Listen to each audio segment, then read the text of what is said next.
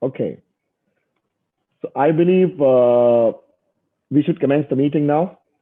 Uh, so, a very good morning, good afternoon, and good evening. This is to wish everyone who is joining from every time zone. My name is Neet Shukla, and I represent Unified Growth Foundation.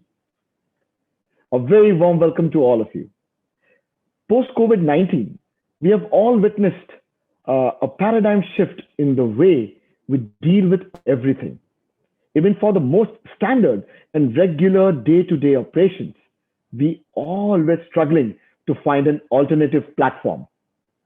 Well, today's forum, we are going to touch base on how education as a system is embracing technology and delivering not just their regular curriculums, but how global engagements and corridors are becoming more and more relevant for knowledge transfer, curriculum exchanges, and creating pathways for a global education ecosystem for our high schools.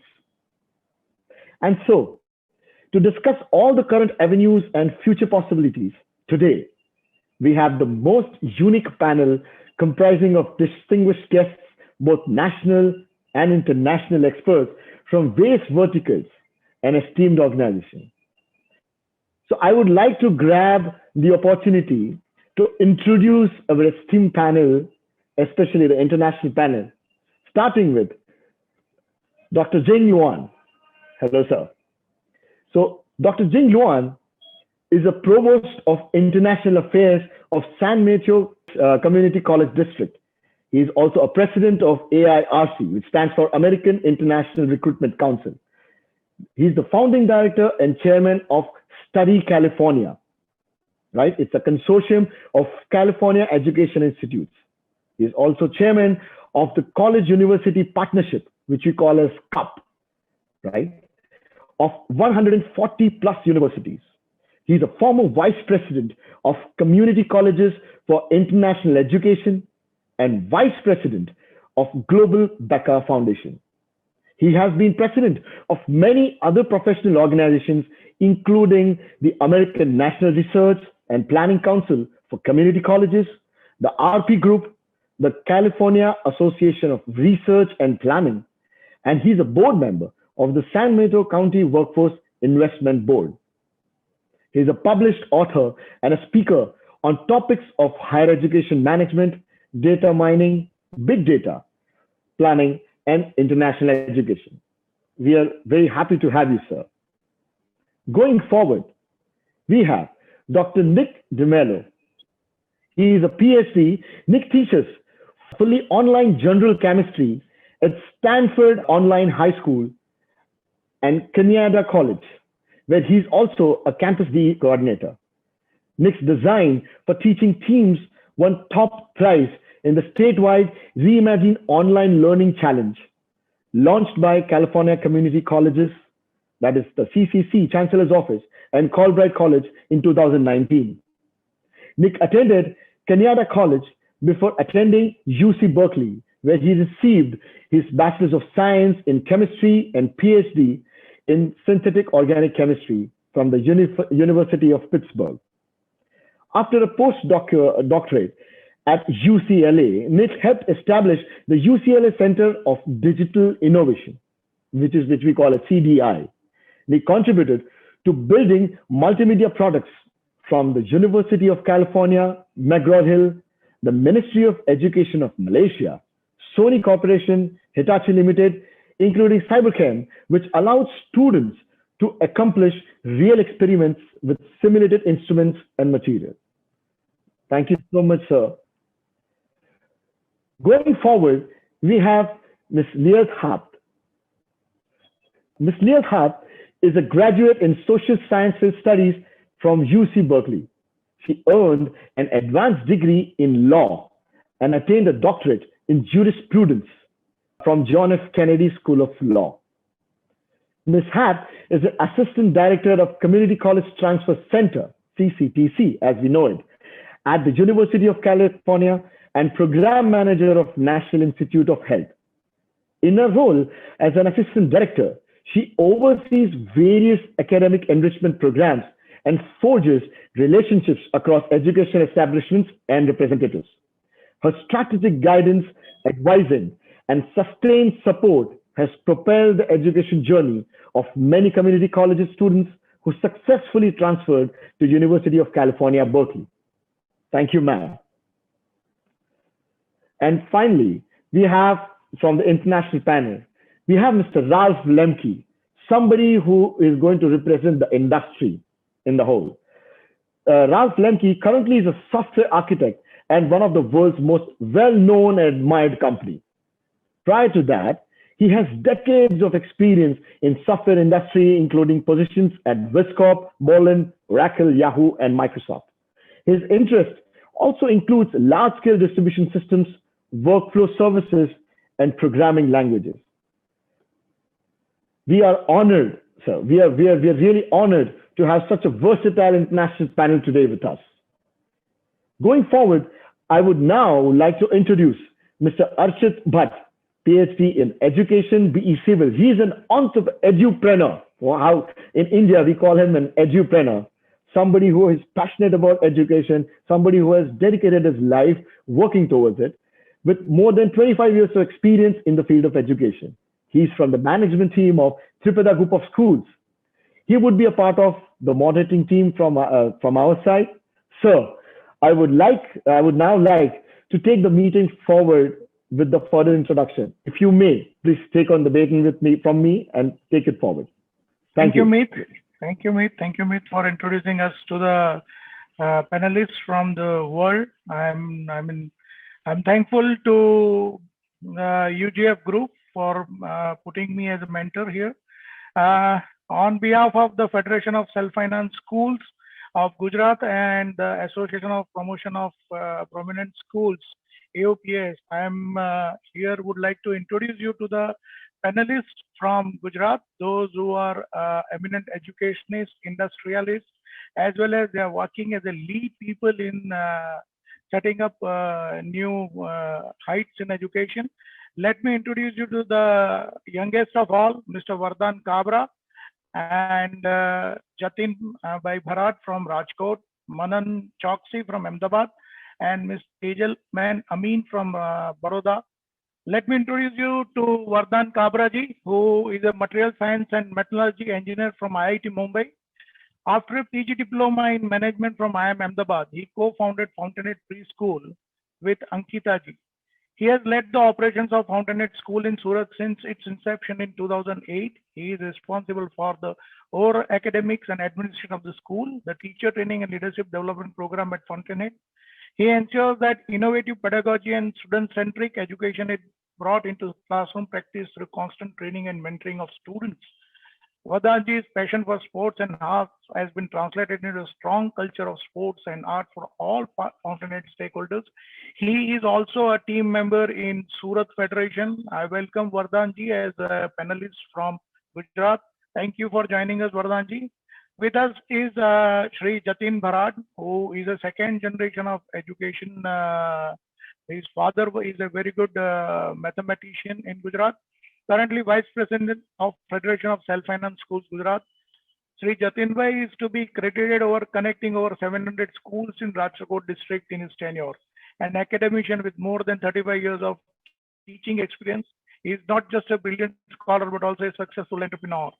The Bharat School is spread in the Saurashtra region in Rajkot, Junagadh, Tramba and Amreli, where they have an engineering school in Tramba. These are all run under his impressive management and guidance. He strongly feels the need for a modification in school system. Reorientation in Indian culture and tradition is his passion. He is doing it in his schools with an aim to help children look into their hidden potential. Sri Jatin Bhai Bharat always makes it a point to come up with creative, innovative ideas in all his institutes to expose children to diverse opportunities. I am welcoming Jatin Bhai also for his great achievements in education. As a panelist, I welcome you, Jatin Bhai. Great joining us. Manan Choksi, the youngest one of the whole panelists, I think, is an executive director at also an alumni of Udgam School. He is executive director since 2003. Manan has been a president of AOPS at present. has brought several modern management techniques in running the school. During his tenure, he has increased parent satisfaction, improved quality of teaching, and reduced teacher turnover. That's a great thing in Gujarat. Reducing the teacher turnover is something a big challenge. An ardent advocate of technology, he has been instrumental in bringing up the level of IT in the school. Being a founder of a software company and an accounting firm, he is an enthusiast entrepreneur with distinct interest in BPO, real estate, and healthcare. He is also a partner in one of the leading CA firms and a consultant to a hospital and an advisor to a preschool, a public library. He is the director of Remax MGM, India's best franchisee business in the estate agency. I welcome Manan Bhai also being a part of the panelists. Thank you joining us. I would also like you to introduce Ms. Tejal Amin, who is the chairperson of Navratna Education Society with 8 educational institutes under one roof, of which 3 are leading schools affiliate to state, national, and international education boards, and supporting around 10 Anganwadis in the city of Baroda. Tejal ma'am is also closely associated with industries for 35 years.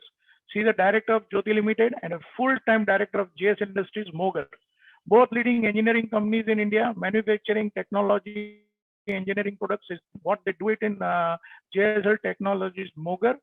Along with her active participation in education and industry sectors, is also socio-cultural activist, supporting many causes in Baroda. With a big name in Baroda.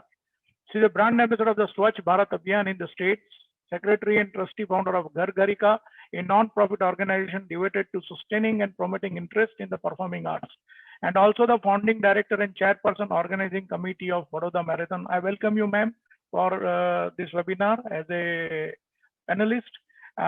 Looking forward to another great time. I welcome all the participant schools of Gujarat, outside Gujarat, some of them are there. I am thankful for joining us.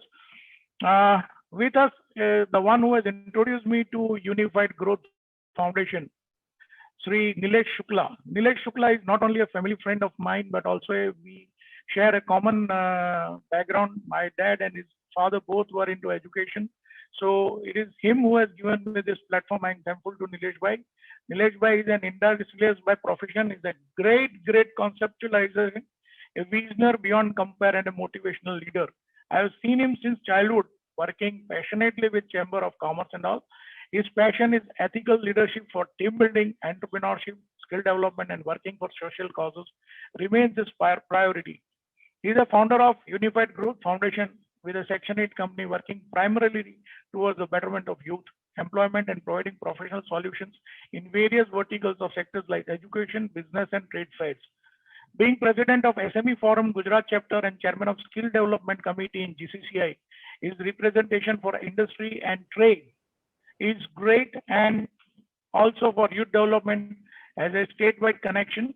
I welcome Nilesh Bhai Shukla also on the behalf of this webinar. I am thankful to you for giving a great opportunity to the education industry in Gujarat. I would like Nilesh Bhai to take over from here and help us get into the details of this webinar. I welcome Nilesh Shukla again. Please, Nilesh Bhai. Hello, I am Nilesh Shukla. Welcome everyone.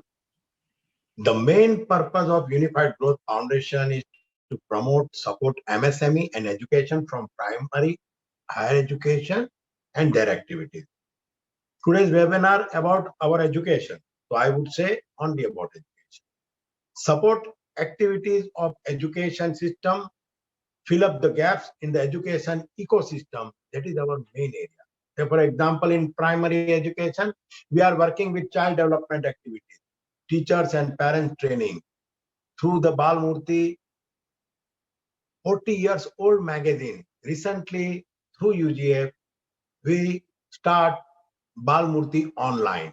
And within 2 months, we reach up to the 4.5 lakhs readers on Balmurti. Even in higher education also, we try our level best how to involve ourselves, UGF, that we take the help of Vadodara Innovation Council and their Tod for Jod program also we introduce. Even in primary, preliminary, GATE and NET online examination also one time. With the help of Times of India, UGF can arrange this program to give the training of the 12th pass students for their good take and net exam offline and online. Even BITS education also support us. So basically our main intention to need-based activity for education purpose, how we can support. And we are not creating our own activity, we can support as and where the activity is going on. That is our main motto of Unified Growth Foundation. Even in university also, we are doing the lot of activities. At present, we have more than 4.5 lakh students. Total numbers.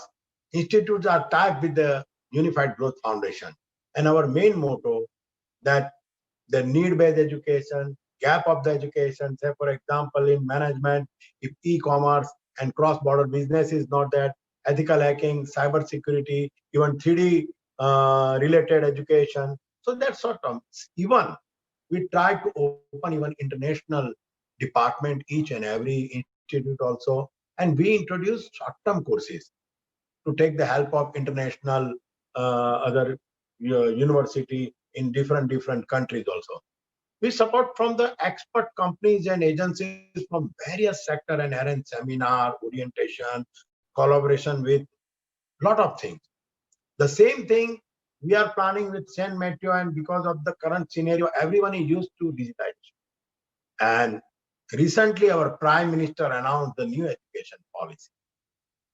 Now, very late, but it already announced and it implement, I think so, in 2022. Before that, Unified Growth Foundation, as we decide, why not we involve all the pillar of the education in the school system and higher education. And collectively, we decided we arrange the one webinar, and that webinar give the such a interactive session that under this new policy also, digitization, even in international organization also, how we can join, and the similar type of all other activities also we are planning to do in our next future activities also. Industries Institute collaborations also, we involve number of activities, number of speakers, and other things also introduced by the our Unified Growth Foundation. International collaboration, short-term program, and many more activities. The purpose doing this webinar and join is that I have to say we have more than at present 72 schools, and they all are from the principal and management. They are the pillar of the school education, and especially our all panelists. They are really, I say, they are the main pillar of our school education in Gujarat state. The purpose is under this new education policy of all importance and strong changes like digitization, emphasis of innovation, changing of ways of learning, increased cross-learning format where international collaboration have an important role to play.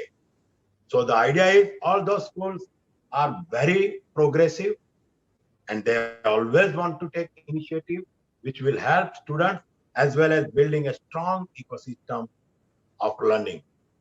I think everybody joined today would like to understand all the possible ways of joining hands with each other and making a collective approach for the bringing a positive change in the education ecosystem. Today, that will become a pioneer in shaping the students of tomorrow for coming 10 to 20 years. Thank you. Thank you so much. Thank you, Mr. Nilesh Shukla, for such an amazing introduction of today's webinar, setting the tone. And also, I welcome everybody, all the school participants. We're overwhelmed for your participation. Thank you so much for joining in today on a working day in the morning. From your side and contributing to this webinar. Thank you so much to all our panelists.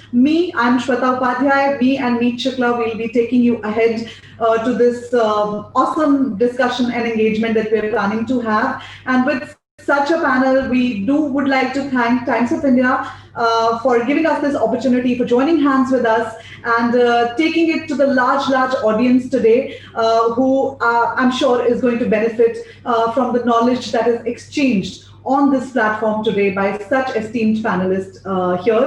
And it's very hard to resist initiating a discussion with such panel today. So we would like to initiate it, and I would like to start throwing the questions to our panelists. I hope everyone is ready, and I hope we do engage in a very meaningful discussion where all the principals, panelists, everybody can take home some very meaningful collaborations, work in progress for future that we can continue to do and contribute on. So I would like to start this discussion, and of course, no discussion today can start without mentioning COVID, without mentioning pandemic, without mentioning the difficulties that everybody is facing. And I'm sure education industry is not away from it. Everybody joined today has been striving to survive in the difficult times, but nobody is going to say no to the fact that it has definitely brought many opportunities. So we have Mr. Manan Choksi with us from Ahmedabad, who represents the federation, also is the founder and second generation entrepreneur from Udgam School, one of the very bright schools in Gujarat. Sir, I would like to ask you and throw this question at the onset of the discussion to you, that the difficulties which are faced by schools, specifically in Gujarat, during this pandemic, and what are the maybe learnings that it has brought for us? What are those important pointers that we are all taking away? Because this is a twisting time which is going to define the education for coming years. So I would like to ask your opinion on that, Mr. Manan Choksi. Education was one of the sectors which was least, affected by technology. So we would hear that in production, robots were replacing production workers. But in education, we never heard that robots were replacing teachers. So education as such was we did have websites, we did have social media, we did have software, but we did not replace teachers. With this pandemic, we see this massive adoption of technology each and every school had to make, lot of investment in technology they had to do, and a lot of acceptance of the new normal, which was required at both the parents' side, the student side, and the teacher's side, was required. So I think the biggest difficulty was the psychological acceptance of this tremendous adaptation that we had to do. In Gujarat, we had, along with that, we had this, we have still ongoing a big requirement of fees reduction. So while we are asked to run, we have, the oxygen supply has been limited by the government. So we have so many factors. Having said that, I would say schools which have adopted the technology with a welcoming hand it has been easy on them. So for example, in our school we had introduced laptops to teachers about 10 years ago. Every teacher was given laptop. So today we found it a little bit less difficult to implement remote learning. Those schools did not have computer devices access to teachers individual computers. They found it a little bit difficult. So that's okay. But I will tell you that in this concept also, the people, teachers, not every teacher adopted technology equally well. In our school, there were some teachers who found it difficult and they had to do it. So I would say each cloud has a silver lining. Breaking the resistance of adoption to technology is one of the silver lining of this COVID cloud, especially in education. Breaking the boundaries. Right now we are teaching students who are in their villages, they're sitting in their in their home, they're not even in Ahmedabad, they are traveling, they are stuck somewhere. Some of our students are stuck in Australia, in US, in Canada, and they are attending our online classes at middle of the night. So this breaking of boundaries is a huge, I would say, huge development, what we would say, because of COVID. And if it continues, education has a long way to go and making everyone's life productive and effective. And the best thing is the labor cost arbitrage. Everybody knows in US the cost of a teacher is around 40 times more than a cost of a teacher in India. So if we can teach students in US, probably we can reduce the disparity. Right, right. Very true, Mr. Manan. Very right points, I think, added from your side. Online has become the mandate today, and that is what is, we're trying to discuss here to bring together education system wherein, as you said, maybe from international waters, teachers can also teach students here, and that is what the pandemic has taught us, and in the difficult times it has given us the opportunity to understand the new normal. Very rightly said by you, it is definitely a psychological aspect majorly, which everybody is ready for. On that note, we have Miss Tejal Ami with us, the lady entrepreneur. I like to call her with a lot of love, and she's somebody I look up to personally. So, ma'am, of course, when you are here, we're not going to not have your opinion on the most strong topic today, which is, of course, do you believe that being an educationist yourself, being an entrepreneur in the education system yourself, we've been confined to brick and mortar, and this entire system of having a strong infrastructure, having multiple things in our infrastructure, in our campuses, to even sometimes engage and attract students. Do you think that alternative to that is going to be online education in today's time? And with the new education policy coming in, a lot of points joining in for the online and digitalization of the program, do you think online programs should become mandatory for the learning and for increasing the learning of the students? Madam, over to you. Thank you, Shweta. Greetings to all in India and overseas. At the outset, let me just mention that we have schools and schooling programs and a university which cuts across a very wide socio-economic cultural spectrum. We have three main schools which are recognized as good schools. The CBSE school is a flagship school.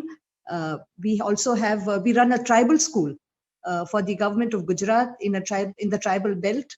We have a schooling program for slum children, a skilling program for girls who have left schooling for whatever reason, and a newly formed 10-year-old Navratna University under the State Act.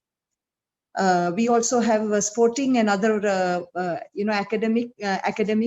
academies. So the perspective will be covering this entire spectrum. Now,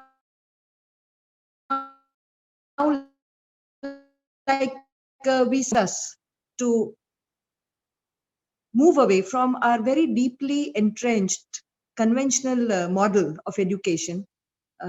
We have had to embrace and adopt technology in order to continue with the education process of our students, both in the schools and universities. I am very proud to say that Navratna schools in Baroda, which is considered as one of the important cities for education in Gujarat and also in the country, we were one of the early ones who moved to online and virtual classrooms. Even the university moved to online and virtual classrooms. We have, in spite of the academic pandemic, we have more or less confirmed to our academic calendar, whether it was classes, examinations, the beginning of the new session, and so on. Now we all know that the digital and virtual education, online education, offers many advantages. Time is short, I will not enumerate on that, but I will say that it empowers not only the learner but also the educator to create more engaging and more meaningful learning experiences, and it also fosters personal growth.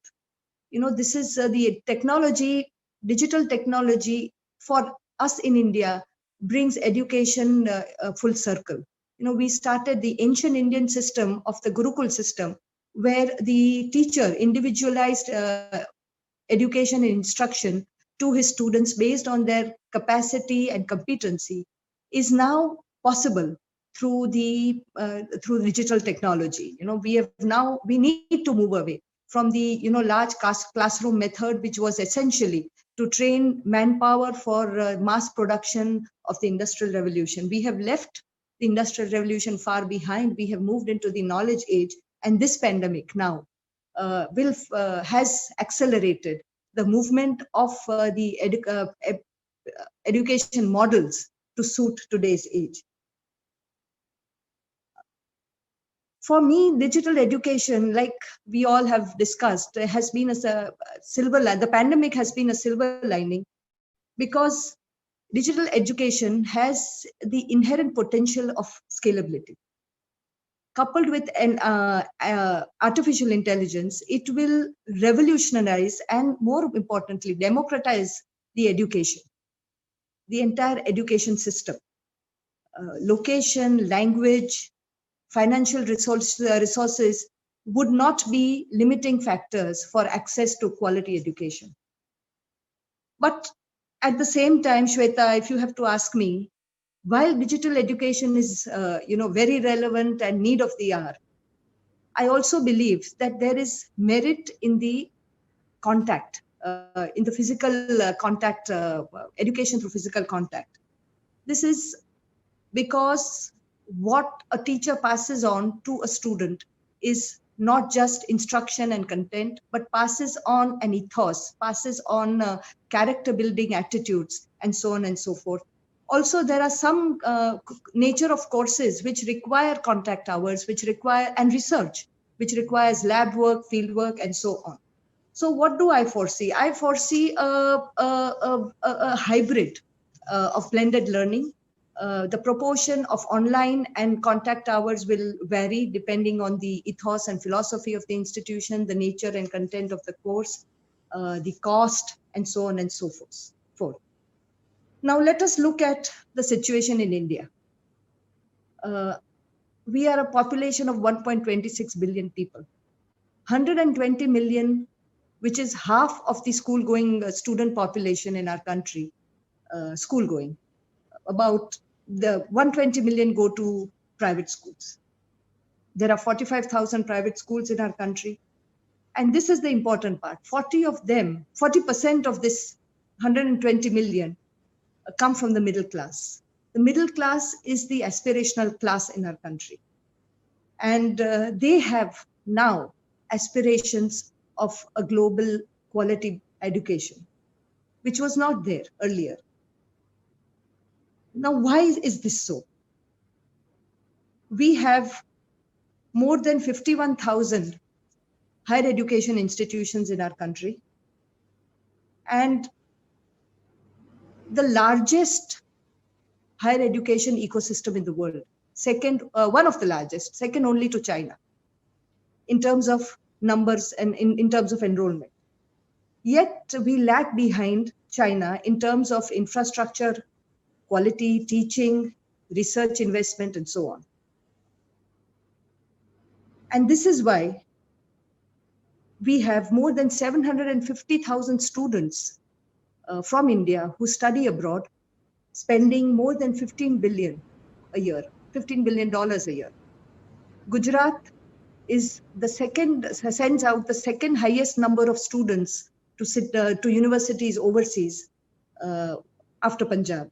And majority of our students go to the US and Canada, Australia, and then the other countries. Germany also now. Now, NEP, the National Education Policy, which was announced a few months ago, addresses this issue of bringing quality into Indian education. And the overlying stress on using technology for doing so is what gives all of us hope. Our PM has said, Prime Minister Mr. Narendra Bhai Modi has said that the NEP will connect education with technology and make technology an integral part of our students' thinking. This is the emphasis that he himself lays. He is a hands-on Prime Minister in many areas, especially in education, and his deep understanding and commitment to building the nation through skilled manpower underlies this whole challenge that the NEP has brought about, the bold targets that it has set for as close as 23 to 25, 2023 to 2025, and also the vast measures that it will unleash through policies that will be formulated in the states in the coming months.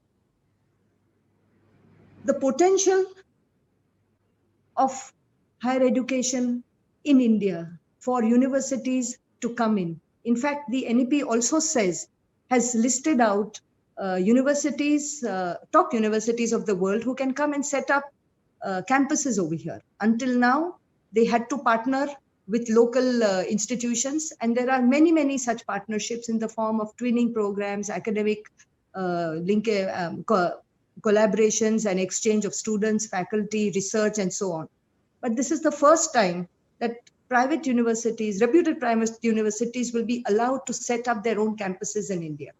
This can bring in students, and it can also become cost effective by the use of digital technology. Like my speaker ahead said, that the cost of a teacher in India is much, much less than anywhere else in the world as of now, and bring in good faculty from overseas, partner with Indian faculty, and deliver programs which are cost competitive, cost effective, not only to students in India, but also attract students from other parts of the world, so Asian countries, African, Middle East, even the Europe and Americas, Australia, and expand their base in higher education.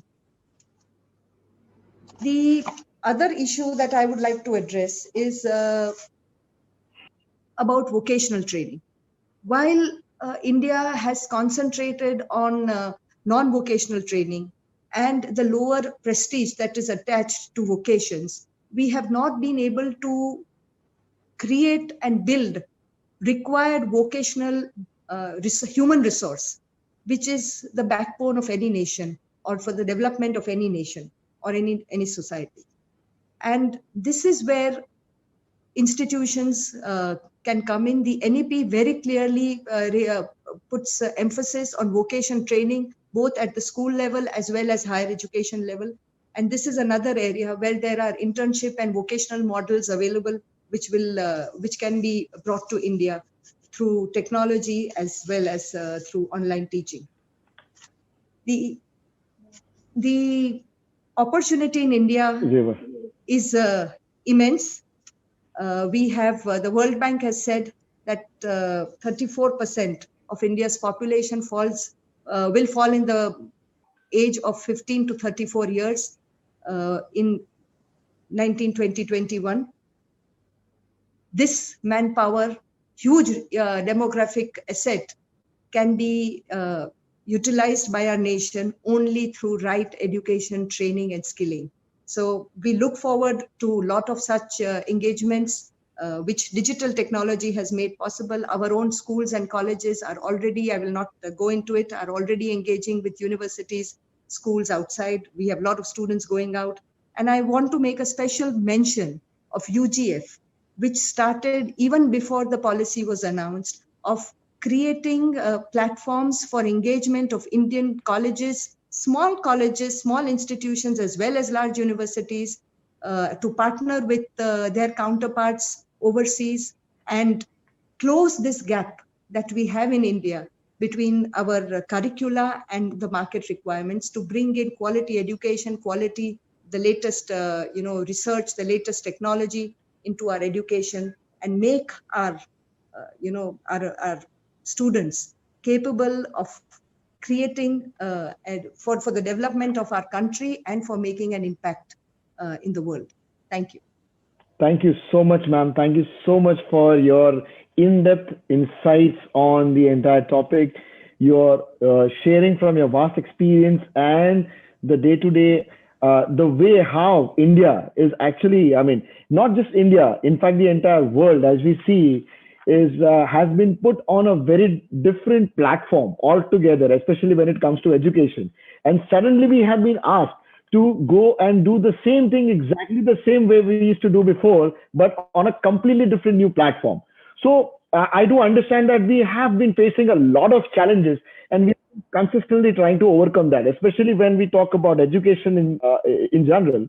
You know, we, we have shown some really remarkable growth, or rather, the acceptance of technology. The way we say we have education has embraced this.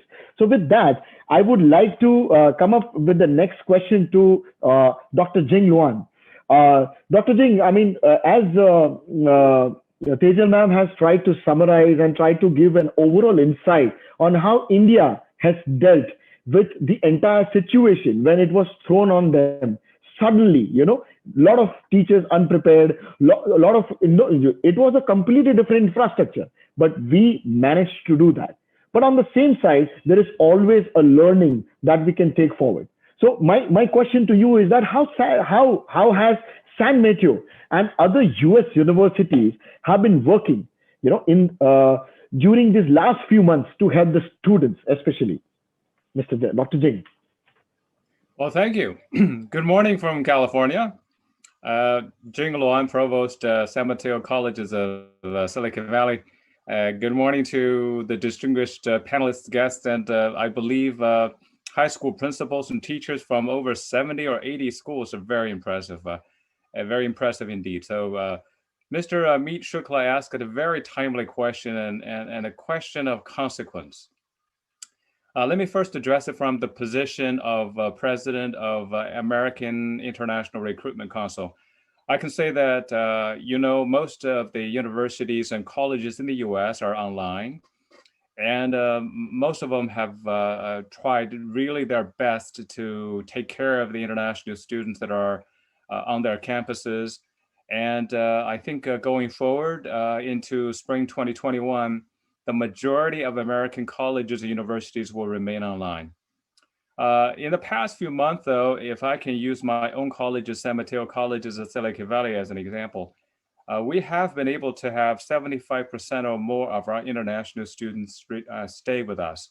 And that is very impressive. It's higher than most other institutions. We did that is because we reached out to them really early, really fast, and we engaged the parents. I know that high school principals and parents today in the audience would appreciate that. Personally speaking, I've dealt with lots of texts and emails and calls parents made to me. And no details were left out. Our college took care of the students in terms of their food, housing, health needs, and even assistance with searching for the best flights home. Going forward, though, I'm hopeful that we are going to reach certain level of normalcy. It's very likely we are going to have some very promising drugs coming along the way that make our life obviously much easier. However, though, I want to say that the global online learning, or the sector of online learning and teaching, for the most part, will stay because people have a good taste of it and they like it, and it will be here. Thank you so much. Thank you so much, Dr. Jing. Dr. Jing, I mean, 75% of retention of the students, and that too when we are talking about especially when we are talking about at such a stage, it is indeed remarkable, sir. Thank you so much. Now, you have touched base on a very, very important part, which in fact the entire participants, all the colleges, the principals, and even the management would like to understand, because this is one thing coming from you would make a lot of difference. I really want to know, you have mentioned a community college. So according to you, I would like you to please help us understand, everybody over here in the audience, a little bit regarding the community college system and its benefits. As all of us have heard about those Ivy League colleges apart from that, but we have realized after the conversations, after the correspondence, after being regularly in touch with you, we have understood that there's an entire value chain, there is an entire important system which is not understood, or probably which has been ignored or not aware. A lot of students and parents and even our school management is not aware of when it comes to community college system. So can you just throw a brief a light on that part as well, sir? Yes, I certainly can teach a class in that regard. With 30 years of higher education executive experience, so I'd be happy to tell you a thing or two about community colleges. Community colleges in the United States have had over 110 years of history. The first one was created actually by the University of Chicago. The College of San Mateo, almost 100 years ago, was created as a preparatory school for UC Berkeley and Stanford University. And we have continued developing quality education to our local students here, and now international students, and then, of course, online students through our GOL program. However, though, community colleges as a concept is poorly understood. Sometimes is misunderstood. So do you know that 45% of the American baccalaureate degree holders in the United States started out in a community college? I think my distinguished panelists can even attest to that fact. Community colleges in America are teaching colleges. Okay, so the professors working there are hired especially for teaching, and they are really highly qualified professors. At my San Mateo College of Silicon Valley, 51% of my faculty are graduate from top 100 universities. So students here, in the community college, they would have smaller class, no more than 35, maximum 40, which have to receive approval from me and other executives. And we do not hire teaching assistants. So compared to our class size and the quality of teaching, it's very clear that we do a much better job than a four-year university. Because we're a teaching university, so the average cost for taking a class is considerably less. It can be as about 20% of a class offered by, let's say, I hope there are no colleagues from USC, or 20% of that. So if you take one class from USC, you can take 5 classes from us, and these 5 classes are accepted by USC in the first place. So you have to think about the value of taking credits from our colleges and use the credits for your future education, no matter where you do it. Another factor is, I know that many students from India are interested in going to top universities like today we're so fortunate to have UC Berkeley here. But do you know that for every international freshman that UC Berkeley admits, UC Berkeley admits 4 or 5 transfer students, mostly from community colleges. So there are about 5,000 transfer students every year admitted. I'll tell you this, the total number of students admitted from my 3 colleges to UC Berkeley is larger than the total number of Indian students admitted to Berkeley on an annual basis. So that's how incredible important that you need to know about community colleges. Because of that, we formed an organization called CUP, and I think I have my director of CUP in the audience, Miss Diane Arguijo, attending here from the US. She's just so excited and she didn't want to give up her sleep. She wanted to give up her sleep to be here. So the CUP, 151 universities work to promote the ideas of both university freshman admission and university transfer admission is what we do. Now we're promoting the concept of college credits.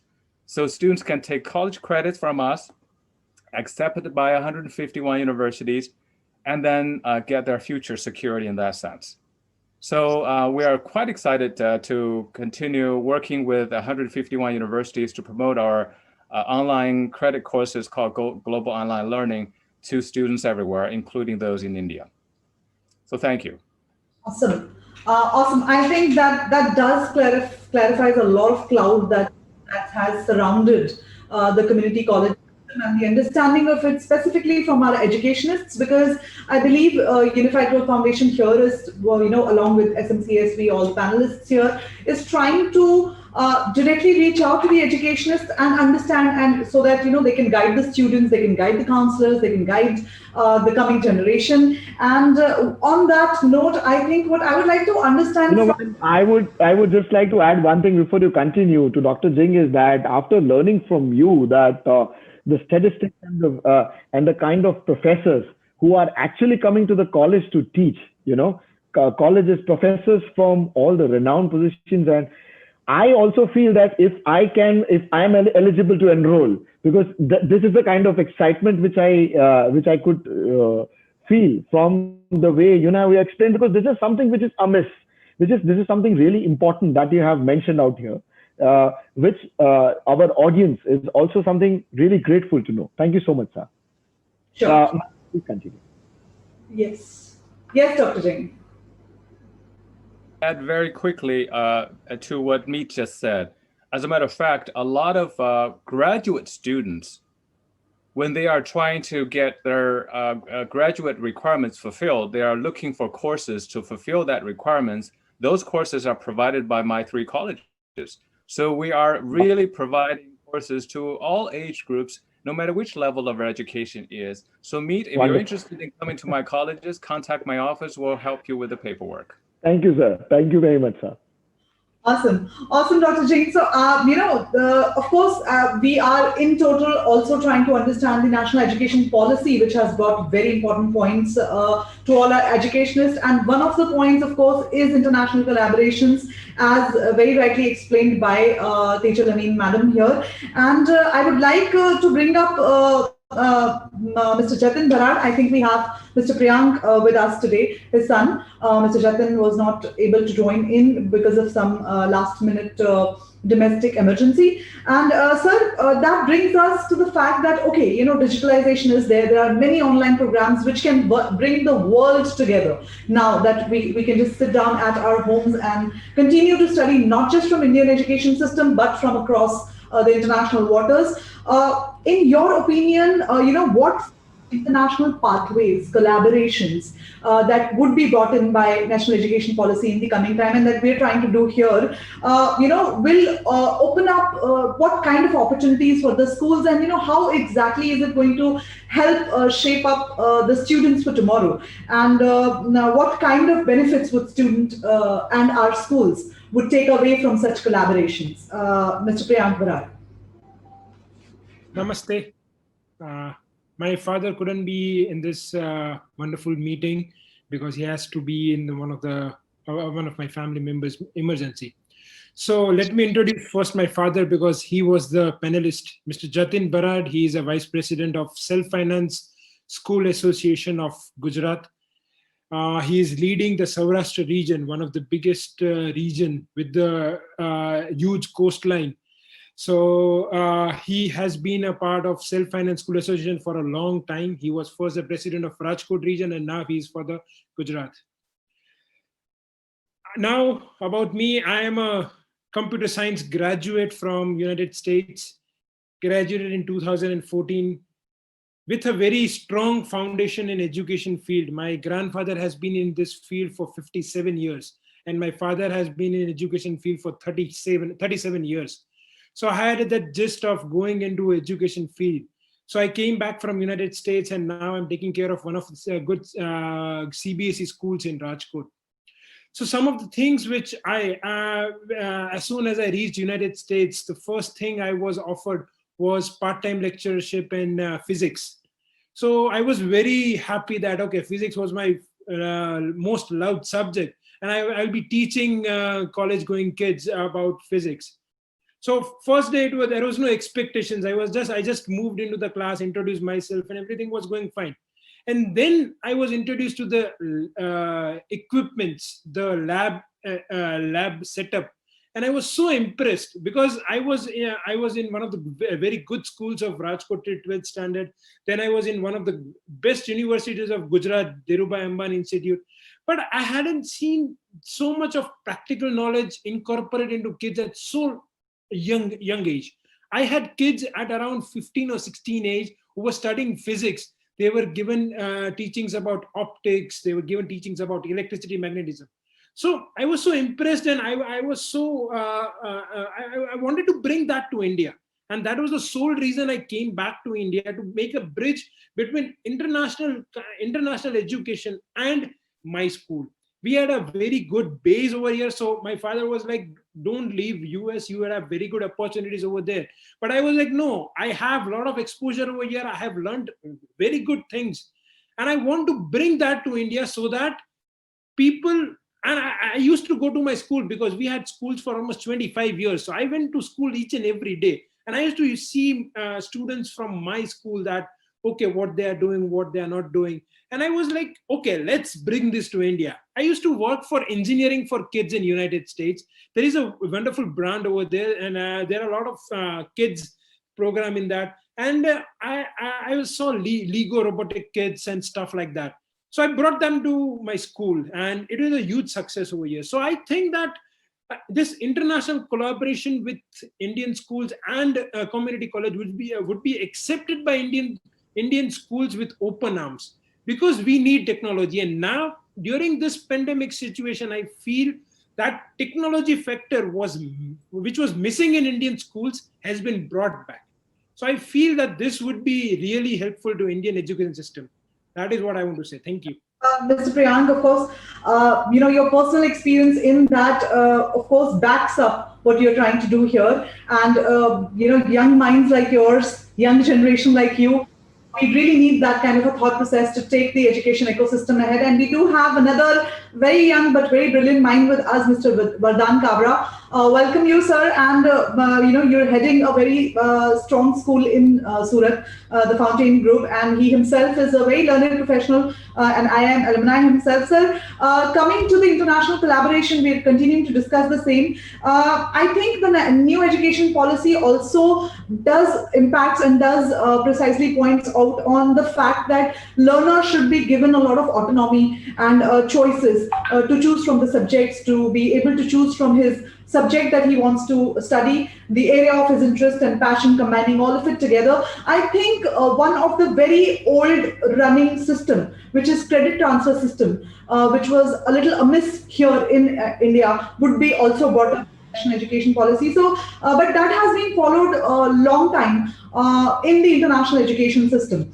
And it definitely gives a lot of autonomy to the learner to choose subjects, to understand, and to transfer from where he's learned to where he wants to learn, if there is that system of choice that is given to you. So, sir, my next question is to Mr. Vardhan Kabra on, what is your thought and opinion on how credit transfer system would empower students under our new education policy, also our schools, to build up a very versatile kind of education ecosystem for the schools, mind their passions and their interest of study together, and being able to let them, and independence of transferring from one place to another without missing out on the quality of the education. Mr. Vardhan. Yeah. Am I audible? Yes, absolutely. Yeah, thank you, Shweta. So I think it's a very relevant question that you're asking, and I'll give you a little background to help answer this question. So Fountainhead runs the IB programs, International Baccalaureate programs. So we run the PYP, MYP, and DP. We've also been running Cambridge International Examinations. As the school, those who are associated with IB schools would already be familiar that IB students get credit transfers for some courses that they do if they go to colleges in US and Canada, and that is very useful for them. So now that makes it very relevant for them to do those courses in their high school, and then get those credits. So they get a semester or even maybe 2 semesters off, depending on the kind of courses that they and the kind of achievement that they have in the IB. Similarly, recently we've been accredited by the MSSS, Middle States Association, for the American High School Diploma.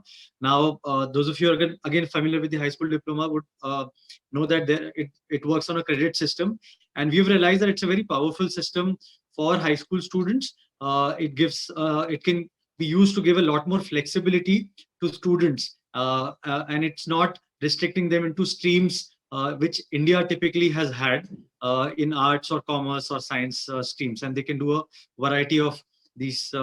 They can go across subject areas. The great thing, in fact, I would say about the national education policy is that it is advocating very strongly a liberal education whereby students are not jacketed into narrow streams of art, commerce, and science, and they can go across subject areas. So they can do maybe a physics and an economics and maybe fine arts or film. So now that's a great, I think, academic reform that has been brought in into the NEP, and hopefully we will see evidence of that in the state boards and the CBSE when the new when they come up with the revisions. Now, as you rightly said, a credit transfer system will make it very powerful, because that will allow students, even if they're shifting schools, even if they're shifting boards of education, they will be able to carry over those credits from one school to another. And if it is a more widely accepted system, carry those credits over to colleges, whether in India or abroad. So, and as Ms. Tejal Amin said earlier, the NEP also talks about vocational courses and internships. Now, these could also be given credits within this new system, and that would really help students build a profile which builds them for success in life, rather than just getting a mark or a grade in a specific exam. And they can choose specializations. Those who are interested in maybe computers or programming can do more of those courses. Those who are interested in arts or other subjects can do more of that. So a formal credit across boards in India would be a boon for students and for schools, whether students remain in India or they go abroad to study. Thank you so much, sir. Thank you so much for enlightening us. And two things which I could notice from your talk about is one of the major things that you talked about is about the credit system. Credit system, exactly. That is what I believe that with now that we see that India and our Indian institutes and our policies, education policies, are moving towards a more globally accepted norm.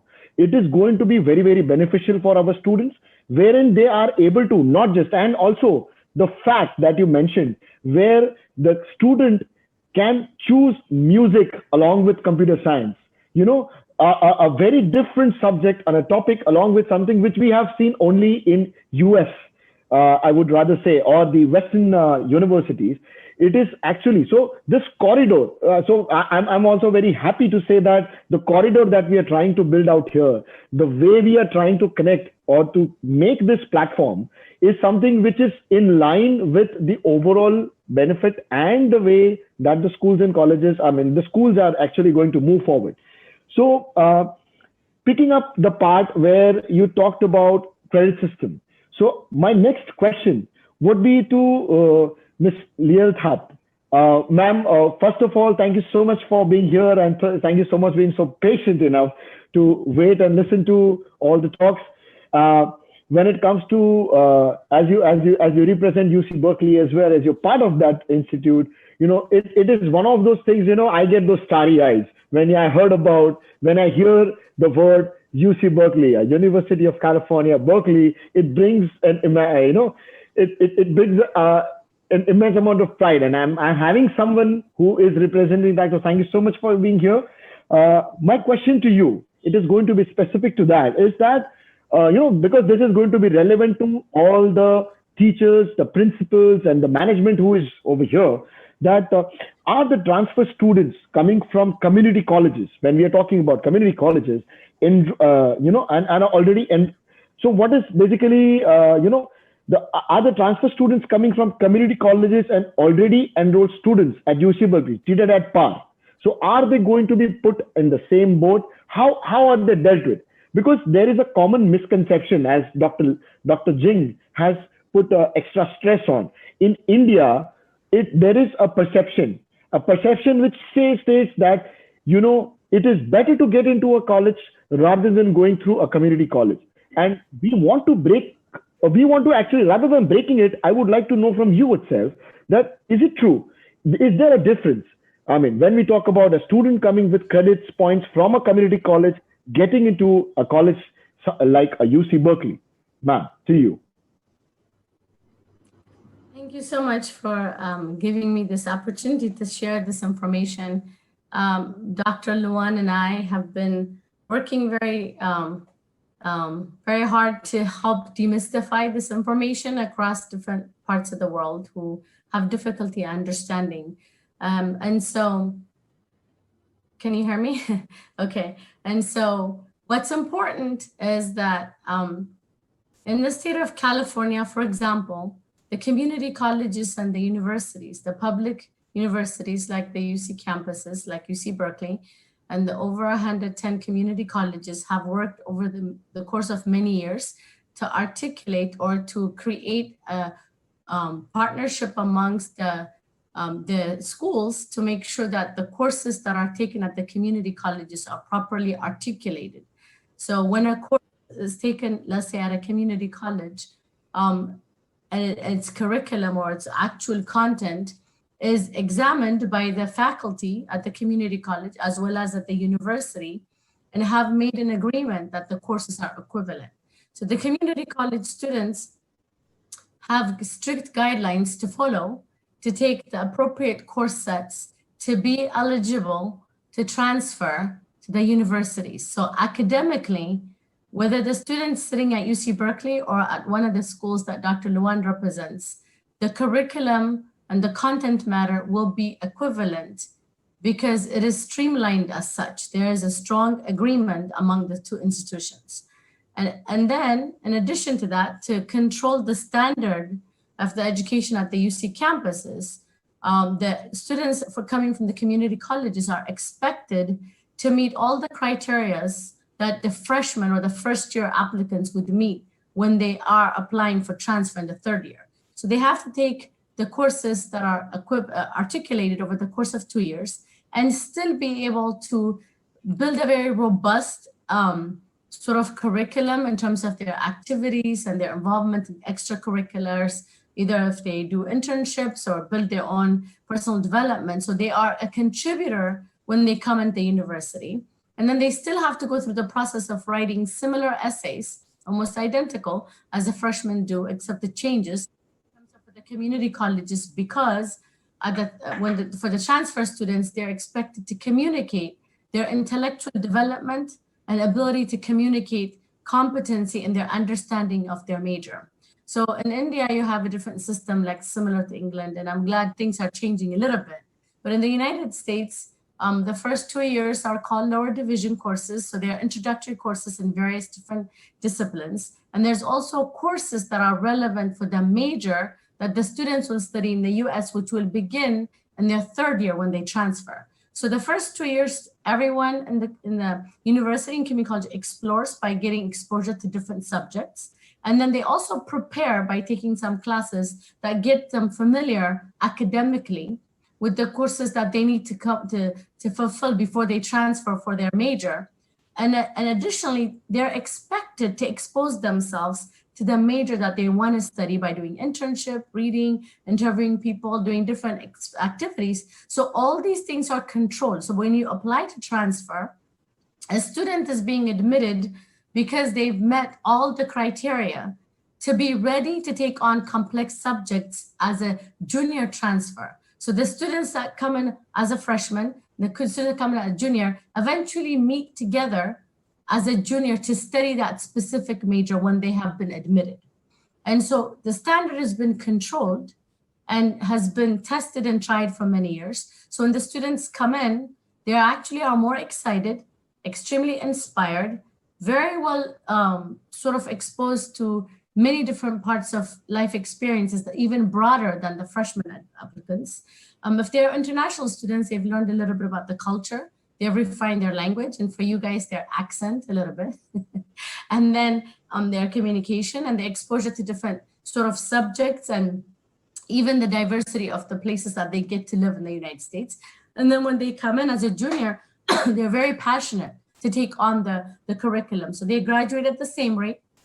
They're treated, so the University of California system, at least for Berkeley, we save about 23% of our undergraduate space for transfer students. And now there's a mandate by the UC campuses to grow that to at least 30%. Some schools have that much, like 30% of their space. So there's space stored for them. They've been such a contribution to the institution in terms of their maturity, their excitement, their life experiences, their diversity.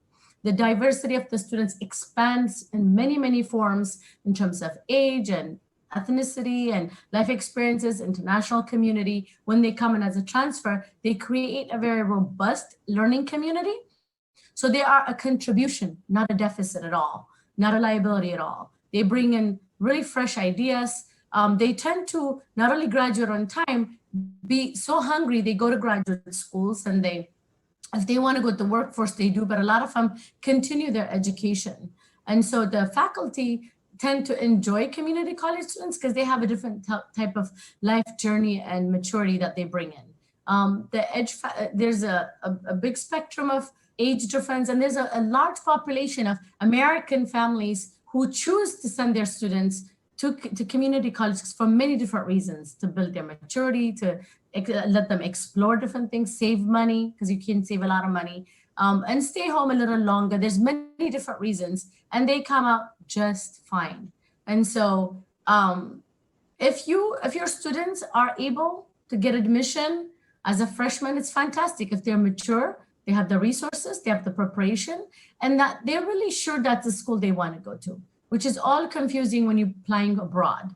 But if they choose to wait out a little longer, especially right now with the pandemic, I would just go to community college because you're not going to have the experience anyway. Wait, the pandemic a little bit, save a lot of money. And then when you and then for those who need a little bit different sort of pathway, they save money, build maturity, experience, exposure for foreign students in terms of culture, language. It's not only exceptionally intelligent choice, it's very clever and very wise decision. So both ways are amazing, but the freshman option is very limited for students coming from different countries because there's not a lot of space. But students who take this other route will end up sitting in the same seat and graduate from big schools like UC Berkeley because they are people who think outside the box and take options and opportunities to develop themselves. And then they even become a lot more resourceful and successful as a result. So we love our transfer students. We don't bring them in if we don't believe they're gonna uphold our standard, because it would be a terrible thing to do that to everyone, to the students that came in as a freshman, to those that are gonna come in if they're in a deficit, because they're not gonna succeed. In fact, we expect the transfer students to achieve at a higher level so they can meet that sort of robust, very rigorous learning environment. Thank you so much for the elaboration, ma'am. Thank you so much. So a takeaway that I would like to understand from your entire this thing, one of the things that I would like to say is that I would put it in this way that, when we talk about especially Indian students, in general, they are pretty entrepreneurial. They always would want to save their money first and get the same kind of exposure, same kind of benefits the way, they can achieve. So I believe, as per your, as you mentioned, it is very safe and very straightforward for any Indian student to go ahead and live their passion by enrolling themselves with a community college, and rather, as you rightly say, that they would be more polished by the time they end up to UC Berkeley after 2 years, because in those 2 years of the transition, they would be learning culture, they would be learning everything along with whatever that they are expected to. And by the time they are reaching a college or a league college like yours, they are pretty much at par with the students. Also, as you mentioned, that 23 to 30% is what is a quota, or rather the kind of students, the transfer students that have been taken, which is a very big opportunity.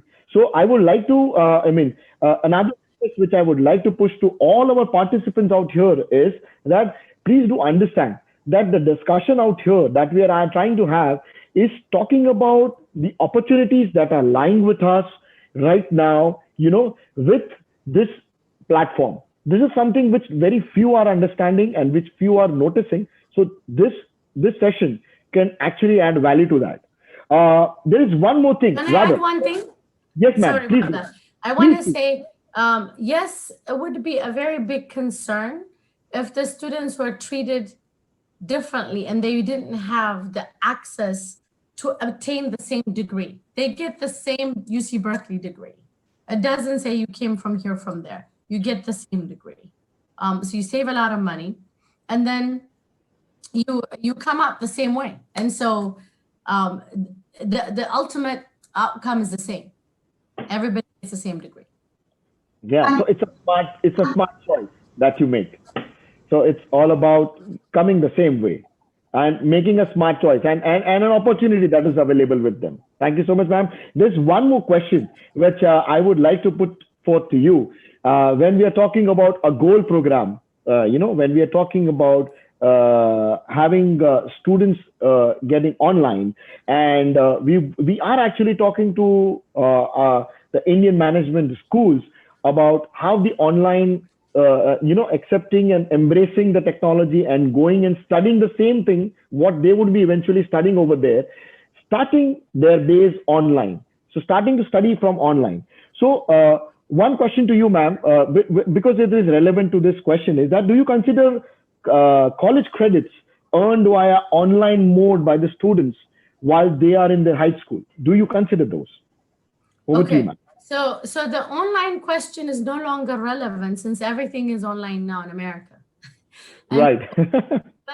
But it's not the fact that's online that matters. It's what are the classes that they're taking and how have they been articulated to be transferable and weighed as an equivalent course at the universities. So there's already been that established with these community colleges and universities. So if you take the right transferable course, it stays on your record as something that has been attained by you or earned by you as a unit and content value. So if it's in high school, it kind of enhances your application as if you've done an advanced placement or an IB program. It gives you sort of an extra edge in terms of going above and beyond, because the AP courses or the tests are showing you are understanding college level material. Now, this is all the same thing. It's another college class. Now, if the student chooses to think about their route and they go, okay, I'm not going to go as a freshman, I'm going to go as a transfer, then that also stays as a repository of courses they can build upon to continue. So you don't lose these credits. They stay with your academic life forever. And so it's good and bad because you don't want to not get a good grade. But if you do, it always continues to show that not only you are learning the material, but you can use it for different purposes as a high school student. So the fact it's online, it's no longer only relevant because everyone's online right now in America, but in the transcript, it doesn't say online. It just shows you took the particular class, earned a particular unit, and you earned that particular grade. So that belongs to you. Whether you did it in person or online, it doesn't say that on the transcript. That would be totally unfair. Thank you, ma'am. Thank you for clarifying that, because this is one of the things that we really wanted to have a clarity on. So yes, I do understand that as right now, most of us, everybody rather, is the only platform that we are using for education is online. And that is actually coming out to be fruitful. Initially, we had some hiccups, but eventually everybody is getting comfortable and getting on it and started accepting it as one of the ways, one of the mediums of EA. Thank you so much, ma'am. Thank you so much for your valid input. Now, looking at the time, I would quickly like to jump to Dr. Nick DeMello. Dr. DeMello, who is, as I had mentioned earlier, is basically he teaches general chemistry at Stanford Online High School and even at the Kenyatta College, which is one of the part of the Trinity that we call of San Mateo. So, sir, a question to you, which is going to be specific to this, and you come from this part, this aspect, this angle of it, where we talk about online education. So, a question to you, sir, that what adjustment did you have to make to the content or the pedagogy, when you design and deliver an online course? Because this is very important for our Indian colleges as well, because they were immediately pushed onto a completely different platform suddenly, out of the blue because of COVID. So it is very important to have your experience, knowledge, and your know-how on how you actually went ahead with that. So to you, Dr. Nick. Sure. So this isn't a recent thing for me. I've been teaching courses, although I've been teaching in the San Mateo Community College District for 15 years. For the last 3 years, I've been teaching exclusively online. The courses that we build for our online sections, we start with them exactly as they mentioned with regard to Berkeley. We start with the same content. So I usually start with an outline an inventory of the topics and the individual learning objectives within those. And that's my starting point, whether I'm teaching face-to-face or online. The next level up is then we design the experiences that the student is going to encounter, how they navigate that content, how they review the objectives, internalize the skills, exercise the concepts, test the assertions that we make, and authentically apply what they learn to demonstrate that knowledge. But they're working off of the same content either way. Now, courses online, there are different models of online. Some online courses involve synchronous online meetings. Some courses online are primarily asynchronous. We found that the asynchronous ones work especially well for working adults, for people who have complex schedules, for people who are taking these courses maybe from different time zones, for example. The asynchronous courses have been extremely successful for us. These activities need to be structured in a way that can be described very concisely, because the instructor is not necessarily there in the same place with you at the start of that activity. So you have to describe them very concisely. They also need to include additional scaffolding, and the introductions to each of those topics need to be well tuned. They need to be structured in a way that the students accomplish them with multiple parallel stages. So if a student gets stuck in one spot, that doesn't hold up everything. They can communicate with the instructor asynchronously, get clarification, get additional resources, but they can still move ahead with other aspects of that. So as you're constructing these experiences and the activities for the week, you do need to set up that parallel structure so that students have multiple tracks that they can go through and still make progress. The student-to-student interactions. And remember, when you're taking a course, whether it's asynchronous or synchronous, part of the experience is interacting with other students. But the student-to-student interactions need to be spread out over multiple days. Students work together with projects, they communicate, they discuss topics through text discussion boards, video poster boards, or other ways that they may collaborate online. But those activities need to be spread out, and you need to give enough time over a period of 2 or 3 days so folks who are working on different schedules can still participate equally, learn from each other as they learn the content. Teacher-to-student interactions need to be intentional and frequent. Even if it's an asynchronous class, that the instructor needs to be present during the course of that through asynchronous tools. They need to have that personal element, because as one of your speakers mentioned earlier, that personal element, that connection, is very important to building character, to understanding the quality of the discipline that you're sharing with folks. Video chapter introductions, as you start a new chapter, putting together a quick video that helps the students understand, offers relatable stories, puts it in a way that makes it personal to the student. Video introductions are a good way to accomplish that. Also, announcements, periodic announcements as you open new sections, saying these are the assignments for this week, these are the things we need you to accomplish. Personal feedback on homework and tests are key to keeping student engaged. And you can share that content with handwritten notes on assignments. You can do it through our various grading systems. And again, personal video notes attached to assignments or assessments are a good way of keeping of accomplishing that. Thank you so much, sir. So that means that it is not a completely different platform, but we try to integrate our conventional way along with the synchronous and the asynchronous way, making it sure that for the students, it is still there is still a connect, there is still a way. As you rightly mentioned that when we talk about asynchronous ways of communication, or rather delivery or method. So we are talking, is that we are talking about self-paced courses as well, wherein it is not exactly time-bound?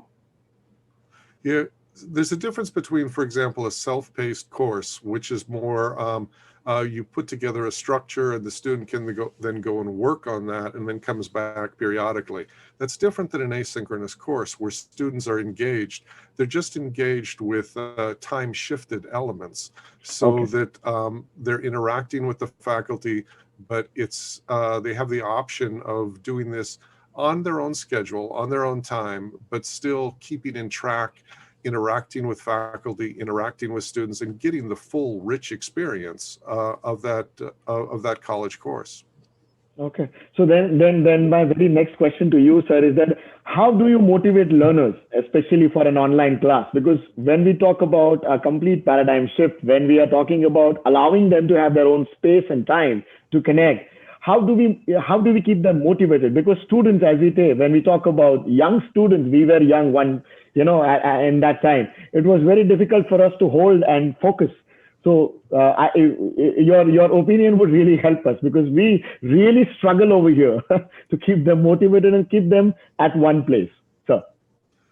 Yeah, I mean, the first thing to realize is teaching is teaching. You're engaging with someone and helping them build confidence. And a lot of the tricks and a lot of the tools you have in a lecture hall, you can accomplish online. You just have to express them through different modes. But when I want to keep students engaged, I usually start with something surprising. I offer them an observation that's counterintuitive, that an observation that catches them by surprise, something that demonstrates the value of the theory, or at least perks curiosity. And I can do that by inserting video elements, by carefully crafted text at the start of things. I often open a chapter or start a chapter with the mistake that's most likely going to trip you up in this chapter is, and then I briefly describe it. I don't go into a lot of detail yet. I just put it out there, plant the seed. And then as I bring them, I might say something like, for this chapter, ABK, with the gas laws, the most common mistake you'll make is in temperature, always be in Kelvin, ABK. I'll tell them flipping the sign is the key to thermodynamics. If you flip one sign, it'll be like a house of cards. I tell them when they're thinking about significant figures, addition is actually harder than multiplication. And I plant that seed at the start of the process. And then as I proceed through the content, about a third of the way through the content, I give them context. I give them the opportunity to make mistakes, because that's how we learn. We learn through our mistakes. So I let them explore that. And then I gently remind them as they interact with these things. And this keeps them engaged. It keeps them challenged and curious, but it also demonstrates that you care. Because learning is about transformation. It's in some ways more personal than surgery. And the student needs to trust the instructor. They need to feel that they care. And so that's how you need that connection to keep them motivated and to keep them engaged in the process. I spend a lot of times on the discussion boards for these asynchronous classes. I spend a lot of time interacting with the students there, and I encourage them to bring their questions to those boards. If they get challenged, if there's something that's they're having difficulty with, bring it and put it up on the board, because the homework is not, it's not an assessment, it's an exercise. It's a chance to try out these theories. And instead of that homework being something that discourages them, it becomes a gathering point where folks from in different time zones on their own schedules can join in that discussion and explore these complex topics. Short videos, 5 to 8 minutes tops, illustrating key points or demonstrating skills need to be embedded throughout the course. That keeps it personal. It keeps it, that human connection going. When students fall behind, and it happens, life happens, and so a student may fall behind a little bit in the content. I identify a key assignment or an assessment, and I send them an email. I let them know they can still get full credit for this, and that changes the tone of things. Often students worry that because they missed something, they've fallen off the train. They can't keep going forward. They may sour on the class, but if you reach out to them and say, hey, as a reminder, that assignment you missed last week, it's still possible because of the way we've structured this for you to get full credit for that. I've unlocked it for you. So why don't you jump in and let's get back. And you know what? That usually re-engages students, and some of those students in the course is more enthusiastic than ones that kept pace all along. That demonstrates that caring. Like I said, it's a human interaction, even if it does happen through a computer. True, sir. Thank you so much. I mean, so we have to be really creative. The academics, the educationists have to be a little creative when it comes to the pedagogy. We need to tweak it a little so that it fits into this new norm. So thank you so much, sir. Thank you so Right. much for your valuable time. I would say that's one of the advantages of the two-year schools. We're there because we want to teach. You know, at higher institutions, there's a lot of pressure for research, but at the two-year schools, we're there because we want to teach. Indeed, sir. Thank you. Thank you so much, sir. Thank you so much once again for your valued suggestions. Thank you so much. Now, with the time constraints, I'll move to somebody who has been really patient and somebody who comes from the industry, you know, who has the vast experience, who brings a vast experience for us, and one of our very honorable guests, Mr. Raj Lemke. Sir, pleasure to have you here. Thank you so much for being here, being patient enough to join us and be a part of this very unique experiment that we are trying to do, where we are trying to bring everyone together. And now, you know, we talked about education, we talked about how it should be done, we talked about credit ratings, we talked about how universities like Stanford and UC Berkeley sees the opportunities that lie over here. So my question to you, sir, is very, very specific. By the end of the day, as we say, that everything by the end of the day is about results. So by the end of the day, people are looking for somebody like you, you know, they would be looking forward to a company, or eventually they would want to be established, settled in a very reputed company and take it forward.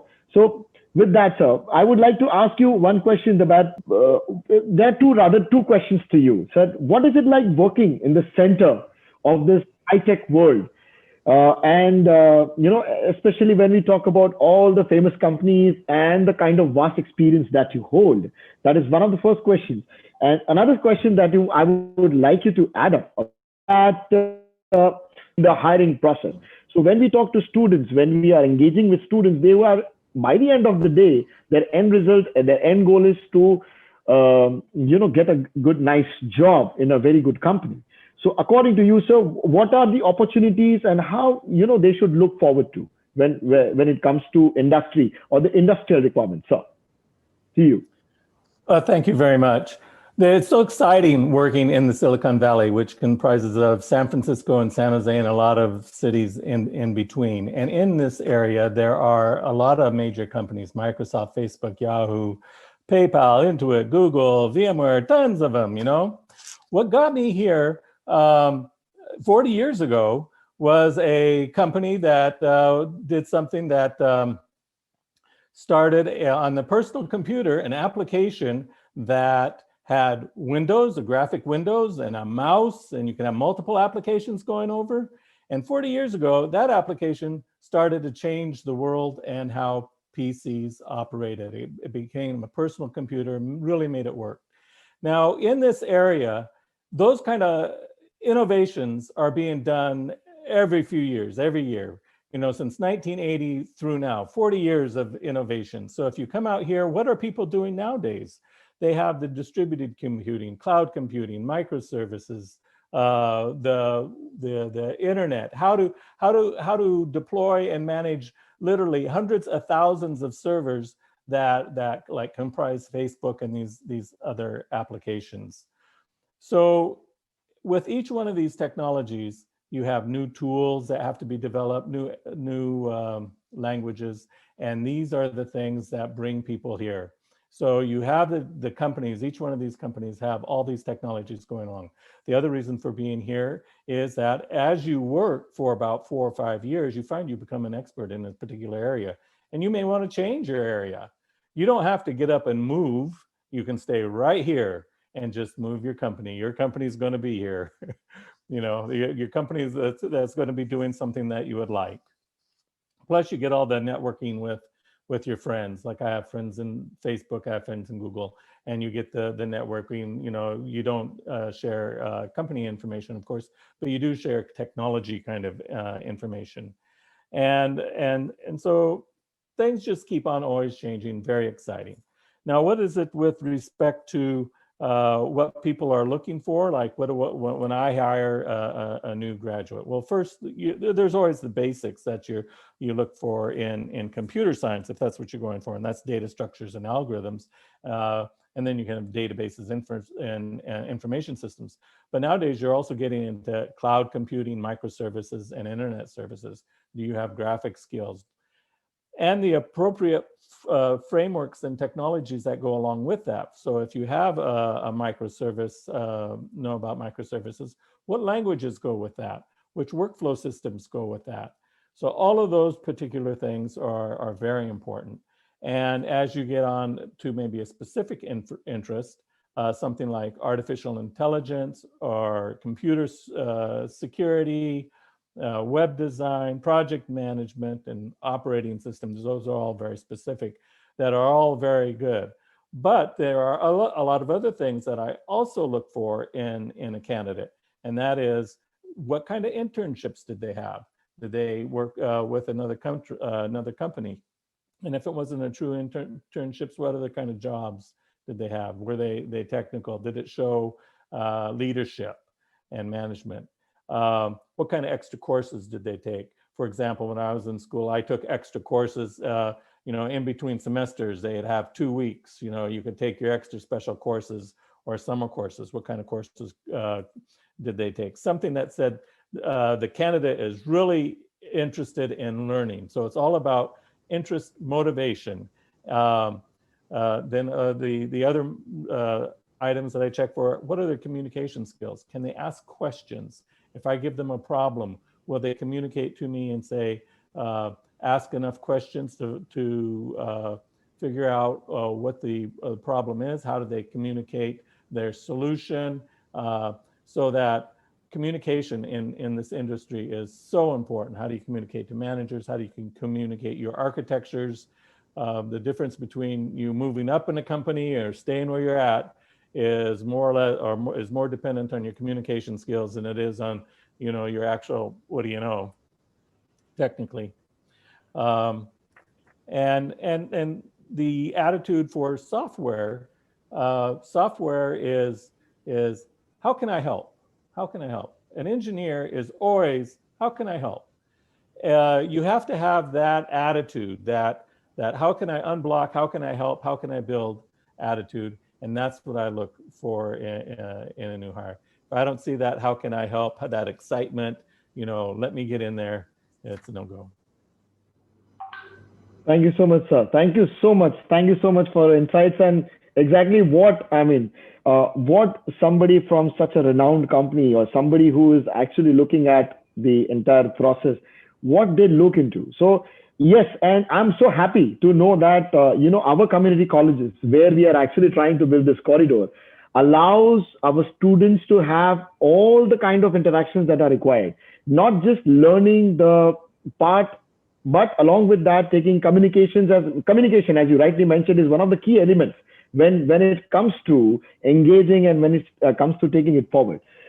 Thank you so much. And Shweta ma'am, I would like to, I would thank you so much once again, all the panelists for being so kind, being so patient. Now, I would open the forum, and I would like Shweta ma'am to take it forward along with some really important questions for our panelists. Shweta ma'am, over to you. Absolutely. We have a lot of educationists representing more than 70 schools here who've been waiting really, really patiently. And I think more than patiently, they've been listening interestingly, because it has been such an interesting discussion touching versatile topics. We would like to take questions that have been pouring in. And one of the first questions that came in, and somebody who wanted to ask question, we do have Mr. Utpal Shah with us, who is the director of Amicus International School. He is a visionary. We do know him here for his really, really good work. So he has a question, I think, which he wants to pose to Dr. Jing Luan. So Mr. Utpal Shah, can like to, yeah, sure. Yeah. Dr. Jing, would like to ask you one thing. Would your group be assisting our students in funding their trip for the education towards your country, especially during this pandemic situation? I think a very important question asked by Mr. Utpal Shah. The pandemic has definitely given a lot of economic crisis to a lot of people. We would like to understand from you, Dr. Jing, if you have any financial support that your group provides to to the students. Thank you. Thank you very much. That was obviously, if I were a parent, I would be asking the same question. So, but before I get into that, I just wanted to use this opportunity to clarify one thing. I work at the San Mateo County Community College District. That's quite a mouthful. So for international education purposes, our foreign brand name is San Mateo Colleges of Silicon Valley, which everyone can instantly associate and can identify. So that's terrific opportunity for me to say that. Also, I was commissioned an article by the president of Sino-US Society. So what I'm going to do is to post this in the chat room. So if you have a chance to look at it, it's called the New Waves for Next Wave for Indian Students. And I think the communication we have today will be an update to that article. To answer the question directly from Upal Shah, thank you very much for that question. Yes, we do. We are one of the few community colleges or public institutions that offer scholarships for international students, incoming freshmen. So if any student in the past or in the future as F1 students, we offer them global BACA scholarships. I believe last year, 2 or 3 students from India received that. For global online learning, we also offer scholarships called Global BACA. Any students who have been with us for a semester on a continuing basis, either their scholarships of Global BACA will be renewed, or they could actually apply for our aspiring alumni scholarship, so that they will be able to have their education assisted. However, the amount of scholarship is not all that much because our tuition is fairly low. But I think that scholarship is a really badge of honor for them to be able to claim that in their future applications for transfer and whatnot will be very important.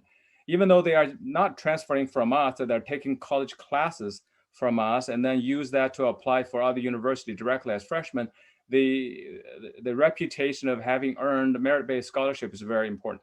The scholarship award rate as recently as last fall was about 65%. So it's fairly high. It's competitive, but I'll be happy to tell you that our students who have received global BACA scholarships without exception have all transferred to top 60 universities in the United States because the scholarship is meaningful. And then, of course, if they are with us when they transfer within our 151 universities in our CUP network, 80% of those universities offer transfer scholarships to our students. So I wanted to add is when we are doing cohort learning for global online to receive scholarships. So if per recommendation from the principal, we will very seriously consider the students that have been recommended to receive the Global BACA scholarship. All right, so that's very important. Now, lastly, I have to put this in there, is a lot of students are asking us for scholarship, but have you ever thought about the fact that when you are taking a course from us, it's only 1/5 or 20% of the cost if you have taken it from an actual university? That's a lot of savings. I'm going to quote Warren Buffett. Warren Buffett said, "The money you did not spend is the money you've earned." So I think you have to agree with me that taking global online courses from us to save money is really earning a big chunk of change, saving that as your scholarship. So that's my point. Thank you for the question. I agree, and I think Mr. Utpal Shah has received an answer, and I would like to quote it from all the educationists here, Dr. Luang, that once you start receiving good amount of students from India, I think they're going to grab the most of these scholarships that you've announced. So we do understand that our students hold very good potential, and we already have a cake in respect of the community colleges, which is allowing us to save money, as you've quoted from Mr. Warren Buffett.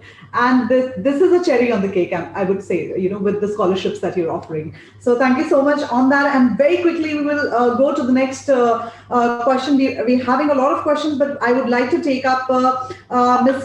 Sarmishta Sinha here. She's the principal from Zebar International School, Ahmedabad, and she's wanting to pose a question to Ms. Lielt Hart. So, Ms. Sarmishta, you can ask your question. Greetings from Zebar School for Children. My question is, what support will UC Berkeley provide to schools if they want to get quality students from our country, that is India, and how to create more opportunities for collaborating learning, both on-site or remotely? Thank you so much. Very important question indeed, Sarmishta ma'am. Thank you so much. If you can answer that question. Okay, so it's kind of a loaded question, but with regards to this collaboration, as we are exploring like the whole global learning with the intent to utilize the community colleges as a resource to take a class, what happens, we have a strong partnership with these three colleges from our department through our outreach program, where we have one of our staff members providing advising to students. And so if the students are enrolled through these community colleges and they're taking a course, whether they're in high school or in college, because it's a college course, if they are interested in learning more about advising information about the whole process to transfer or to enroll at UC Berkeley, one of our colleagues who go to each of these colleges can, through this partnership, be able to meet with them right now via online systems, but in the future, when they do come to the United States, our team physically goes there to meet with students one-on-one. And so what that means is there's already a strong advising that's available at each of the community colleges to help guide the education of students. And I'm understanding that through GOAL, that the community colleges also have specific ways, because they like to do it in cohort, so they can situate an opportunity for students to meet with our staff.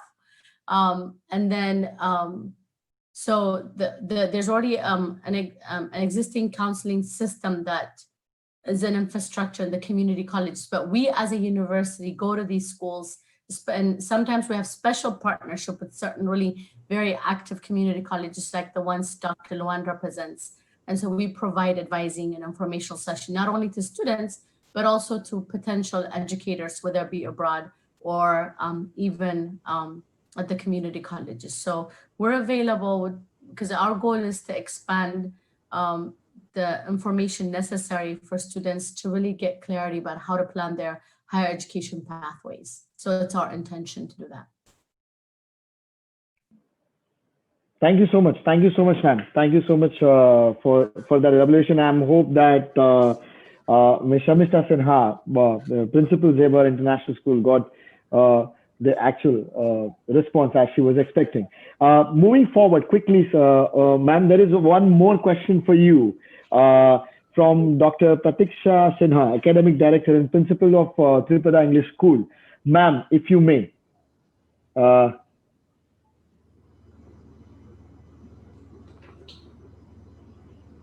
Dr. Hello. Yeah, good afternoon. It's a nice webinar and we are getting a lot of things into. My one question is, in the high school, the students, those who are studying in the high school, and do you consider the college credits earned via online mode? They will get the same credits? Yes, thank you so much for asking that question again. The courses that are taught, as the professor was expressing, whether teaching them online or in person, what matters is the content and the way, whether or not it's measured to articulate as one that's transferable at the university level. So if that already occurred, because that happens already in the backdrop by the professors at the two institutions, the actual course being transferable or an actual college equivalent course, what matters. Whether it's taught online or in person is irrelevant, because in the transcript, it doesn't say online. The physical, like again, the pandemic is changing things, but even prior to the pandemic, what makes community colleges really flexible is that students can work and do different things for, take care of their families and have different things and still be able to catch an opportunity to take a class online to meet their requirements for transfer. And so that has been long time established with community colleges that are very forward thinkers. Right now, some of the schools like Dr. Luan's schools have been very established. So with this pandemic, they can just move on to expand it to international community.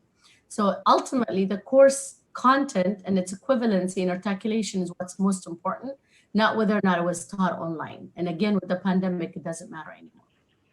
And I think that clarifies a very important point, Ms. Lael, here, that not just in the first year or second year of community colleges, when they are there studying online in the American system or offline, but I think when we're trying to establish a collaboration here in Indian education system, while students study here in their high schools, if they can take a few online credits, that's also going to be similarly recognized for their transfers. So I think that's an important point that that has been posed here. Yes, Meet, we would like to continue there. Yeah. Yeah. Thank you so much, ma'am. Thank you so much for elaborating it once again for us and clearing the doubt that Dr. Pratiksha Parikh had. Because we are talking about both, as well as when we are talking about the community colleges, as well as the online offerings or the options that are going to be available in India. Moving forward, sir, we have Mr. Sunil Dalwadi, chairman of JC Group. He has a very interesting question for Dr. Nick DeMello. Mr. Sunil, please, if you can, just take it forward. Yeah, my query is related to online teaching. I want to ask that during the online teaching, normally the teachers are interacting with the students a lot virtually. So are there any measures assessing the frequency of interactions between instructor and students in online teaching environments?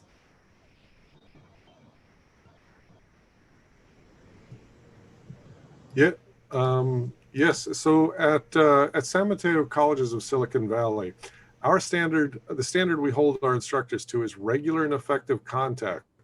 And that's the same, whether it's a face-to-face experience, a hybrid, a high flex, synchronous online or asynchronous online experiences. The expectation is that the interactions between the students and the instructors are about the same. In some ways, the experience, the students get greater interaction because the interactions through online are maybe not a 3-hour lecture, maybe they're spread out throughout the course of the week, and they are therefore more effective and maybe more meaningful in some ways. What we expect by regular and effective contact is that our instructors reach out to the students, on a weekly basis, contextualizing that week's content, introducing them to upcoming assignments. And they may accomplish this in an asynchronous method. They may do this through announcements or personal emails. Instructors are also expected to provide personalized feedback on weekly assignments and engage the students on their work. If a student is struggling with something, you may offer a very detailed video feedback to them. Again, you may have handwritten notes on a PDF that they've submitted, and you mark up digitally and return to them. Online synchronous discussion boards, I think, are a key piece. You also have synchronous workshops, asynchronous discussion boards, and synchronous discussions happen throughout the semester. Instructors provide online office hours. In some cases, the online office hours get more folks in than the workshops. And instructors meet with them in tools like Zoom, like we're doing right now, or through other methods to interact with them.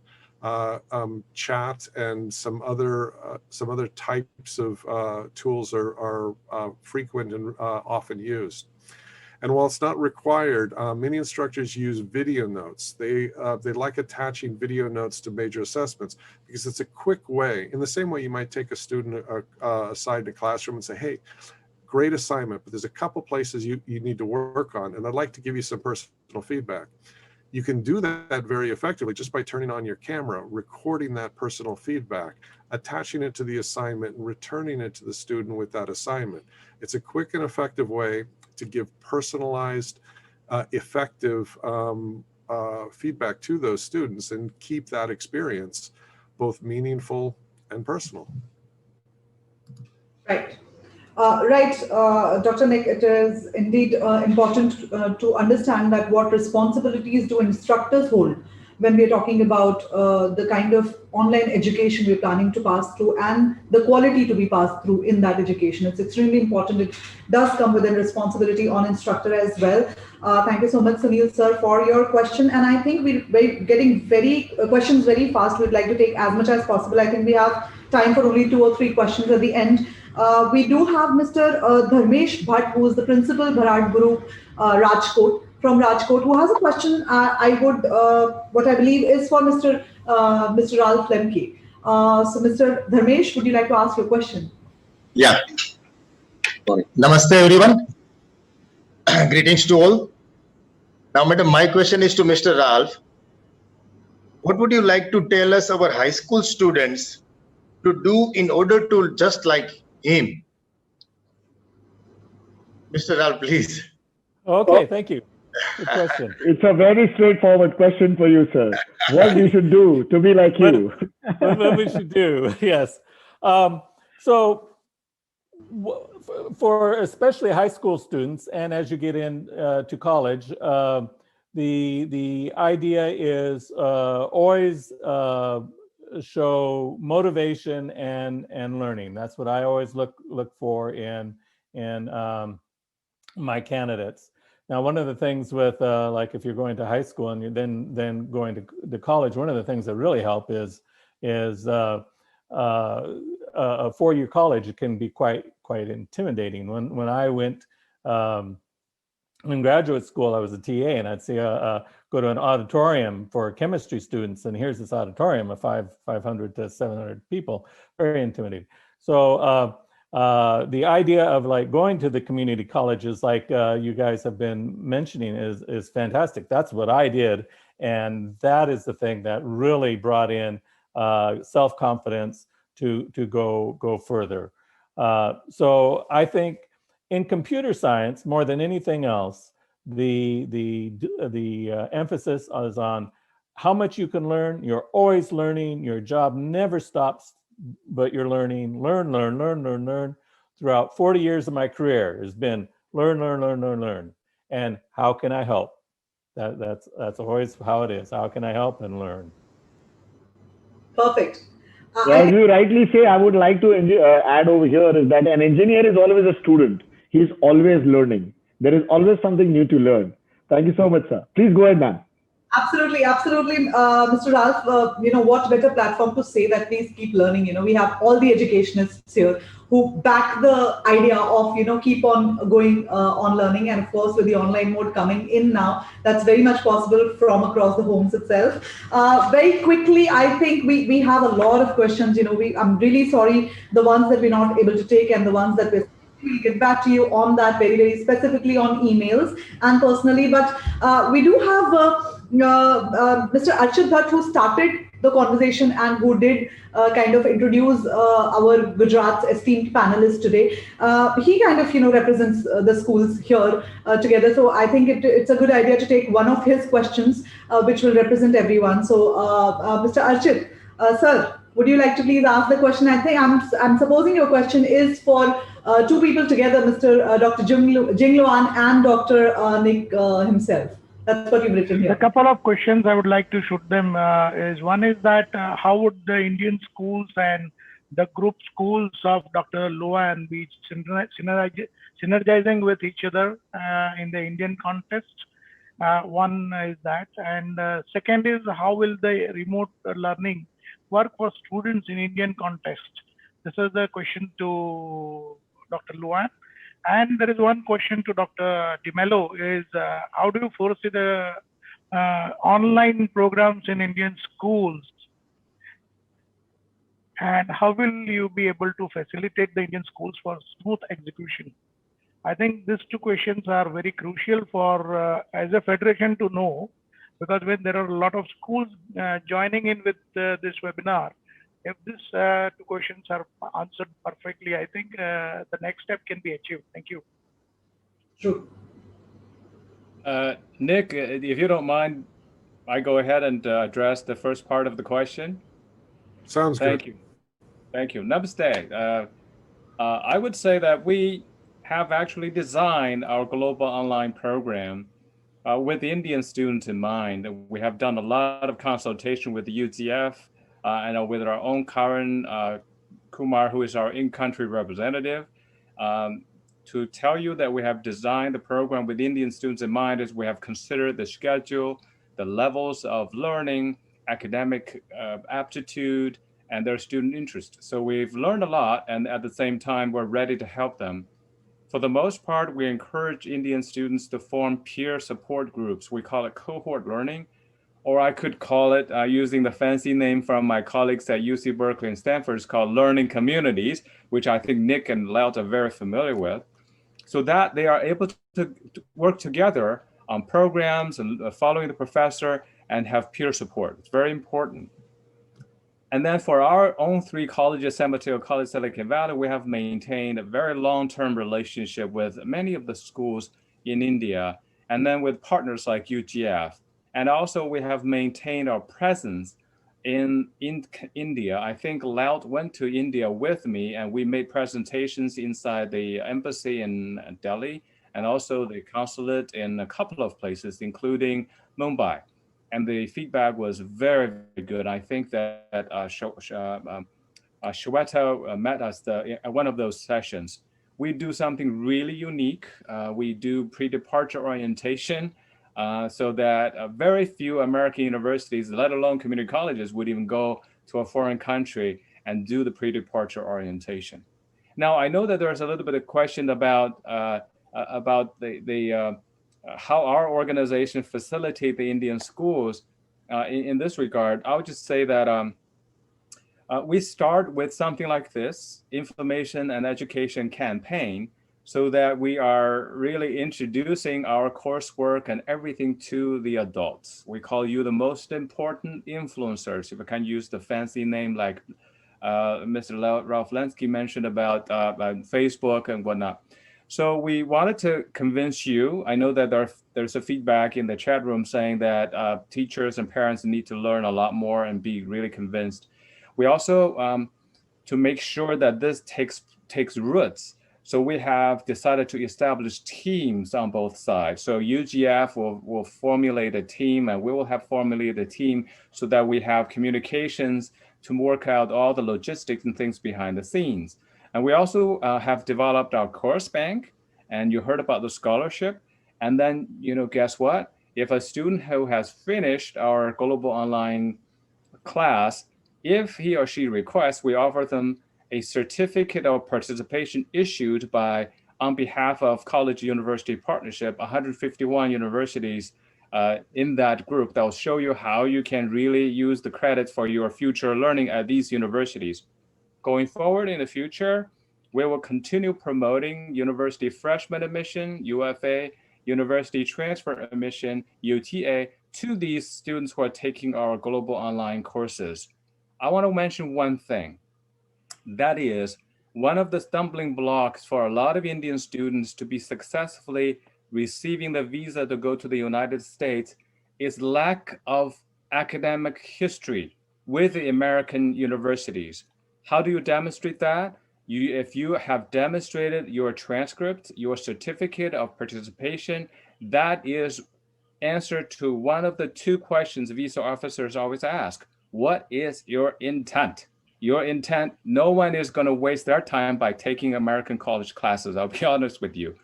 Then the other question is finance, but you have paid top dollars to a certain level. We consider, your revenue, your student to our overall revenue to a great contribution to us. And that is indication that you have the financial backing to study US courses.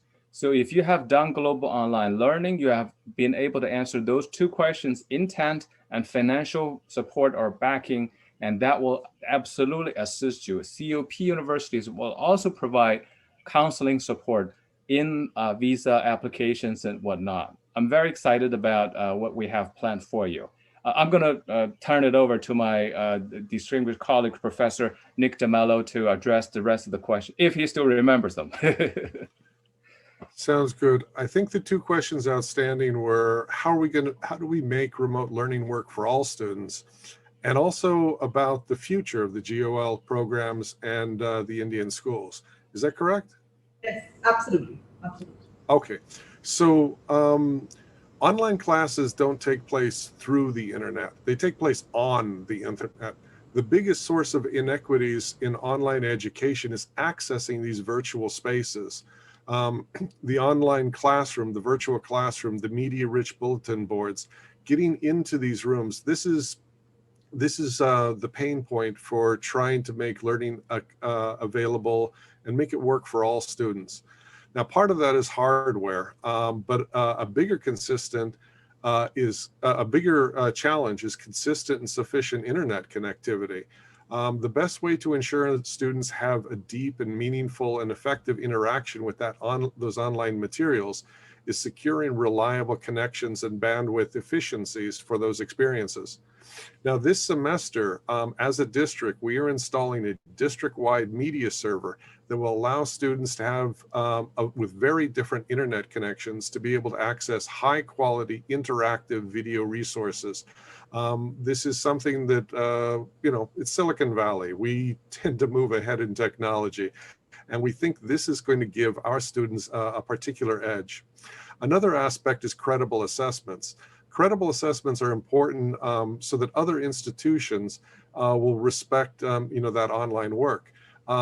As was mentioned earlier, we've worked out a lot of articulation agreements, and part of the process for working out those articulation agreements is demonstrating that we have credible assessments, that we can stand behind our students and say, this student took my classes, interacted with me throughout the semester, took the final exams, and I could stand behind them. I have confidence in that. Instructors in our district produce Monte Carlo style assessments that allow flexibility that allow a different but equivalent assessment to occur when one student takes the test at 8 in the morning, another takes it at 9 p.m. at night. That allows us to offer that flexibility for different students with different schedules, but still offer credible assessments. We do that in conjunction with online proctoring software that is very durable. And that ensures the continuation of articulation agreements. Personalized, flexible course structures are needed to accommodate different schedules. Our classes also recognize that, life happens and some folks may fall behind, but again, we design our courses so they're flexible and we can bring folks back on track. And as a result, we're able to get more folks to the finish line than many other options. Anyway, these are some of the ways that we work to make sure that our online experience works for everyone. Now, you asked about, what do we see as the future for the GOL programs with the Indian schools? Well, I mean, high school and higher education are very different environments for learning. When folks are in grade school, when we teach them the ABCs or their numbers, we do that. We do that for children without their permission, their knowledge, or even their cooperation. You can teach someone their letters just by chanting a nursery rhyme over and over again. Try that with quantum mechanics. It doesn't work the same. When you transition into the collegiate environment, it's a very different learning experience. To learn quantum mechanics or the other collegiate subjects, students need to fully engage. They need to be active participants in the active learning experience, and they need to take ownership of part of this process. That transition occurs during high school.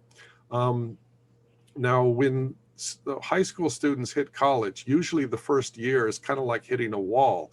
That transition is very difficult.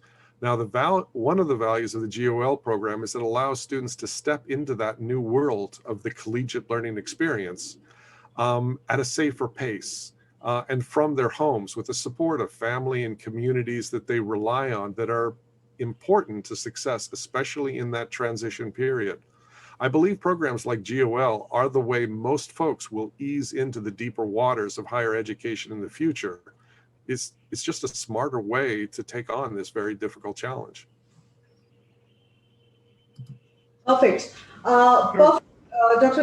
Nick, I think it was a very elaborate answer to the question that's asked.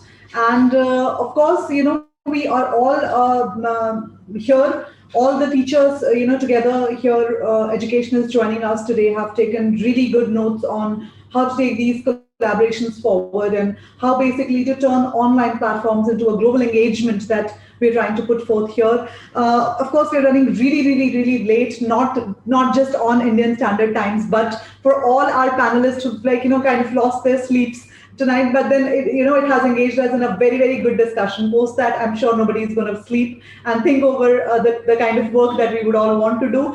We would like to really, really take all the questions here, but we will all answer them shortly when we get back to all the schools for thanking us on joining in this program and taking things forward. We can have just an ending note from Dr. Jingluan. I think, Dr. Jingluan, everybody is wanting to ask a question, but then if you can just answer them briefly, that we will all get back to you and they can all rest, silently until we reach to them. Yes.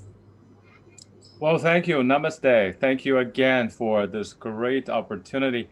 I wanted to particularly thank our great collaborator of UGF, who has been with us through the ups and downs of international education the past 2 years. It seems that there are a lot of ups and there's a lot of downs. And then I am terribly humbled, really, by the wisdom from my fellow distinguished panelists. I learned a lot, even though, I've worked with them or spoken with them in the past. And of course, I wanted to really appreciate the thoughtful and intriguing questions from the colleagues in India. I cannot thank you enough. I'm sure my fellow panelists felt the same way. In my opinion, this is the most unique and illuminating panel I've ever had, ever. So I hope that some of this stuff could be of value and of interest to parents and students. And then I look forward to much success and wish for the best of days to come for all of you and all of us. Thank you very much. Thank you so much, Dr. Lohan. Thank you so much, Lilt. Thanks, Ralph. Thanks, Nick. Thank you so much, Tejal ma'am. Thanks a lot, Jatin sir and Priyank sir. Thank you, Vardhan sir, and thank you, Manan sir. Thank you so much. Just a second. Team, of course, for allowing us to have this strong platform. Yes, Meet, would you like to say something? I had one thing to say. Yes. Yes, ma'am. I just wanted to say something. I grew up in Ethiopia and I had some when I was a kid, and my teachers were Indian, so it was a very interesting experience. And visiting India was an amazing experience. But what I wanted to share was, I think this pandemic is going to change the world. And even though we all hope that things are going to be the way they used to be, I think they're going to be a lot more complicated than we expect. And so online learning probably is going to continue, as well as probably having a workforce in the future that's going to be very well prepared to this type of platform. So any experience students in India and other countries could have to begin to communicate their world, because I know like in-person instruction is amazing. I know that Indians are very community-oriented people. I'm from Africa. We want to see people, touch them, hold them. And I don't know how this pandemic is going to last. And I think it's going to shift the planet from a different perspective. So it's better that our people begin to learn to communicate and figure out an online world, even though we don't want to, but we have to do it. And so I don't know if things are ever going to go back the way it used to be a year ago. So it's one way to begin to move this force into a different level and really up the games of, different societies to be able to navigate their world, because the whole online world brings in necessity for, competency in language, communication, writing, all this stuff, which is not always available when you're in person. So I think this is going to be important to keep that in mind. It's one of the most affordable way to move your society forward.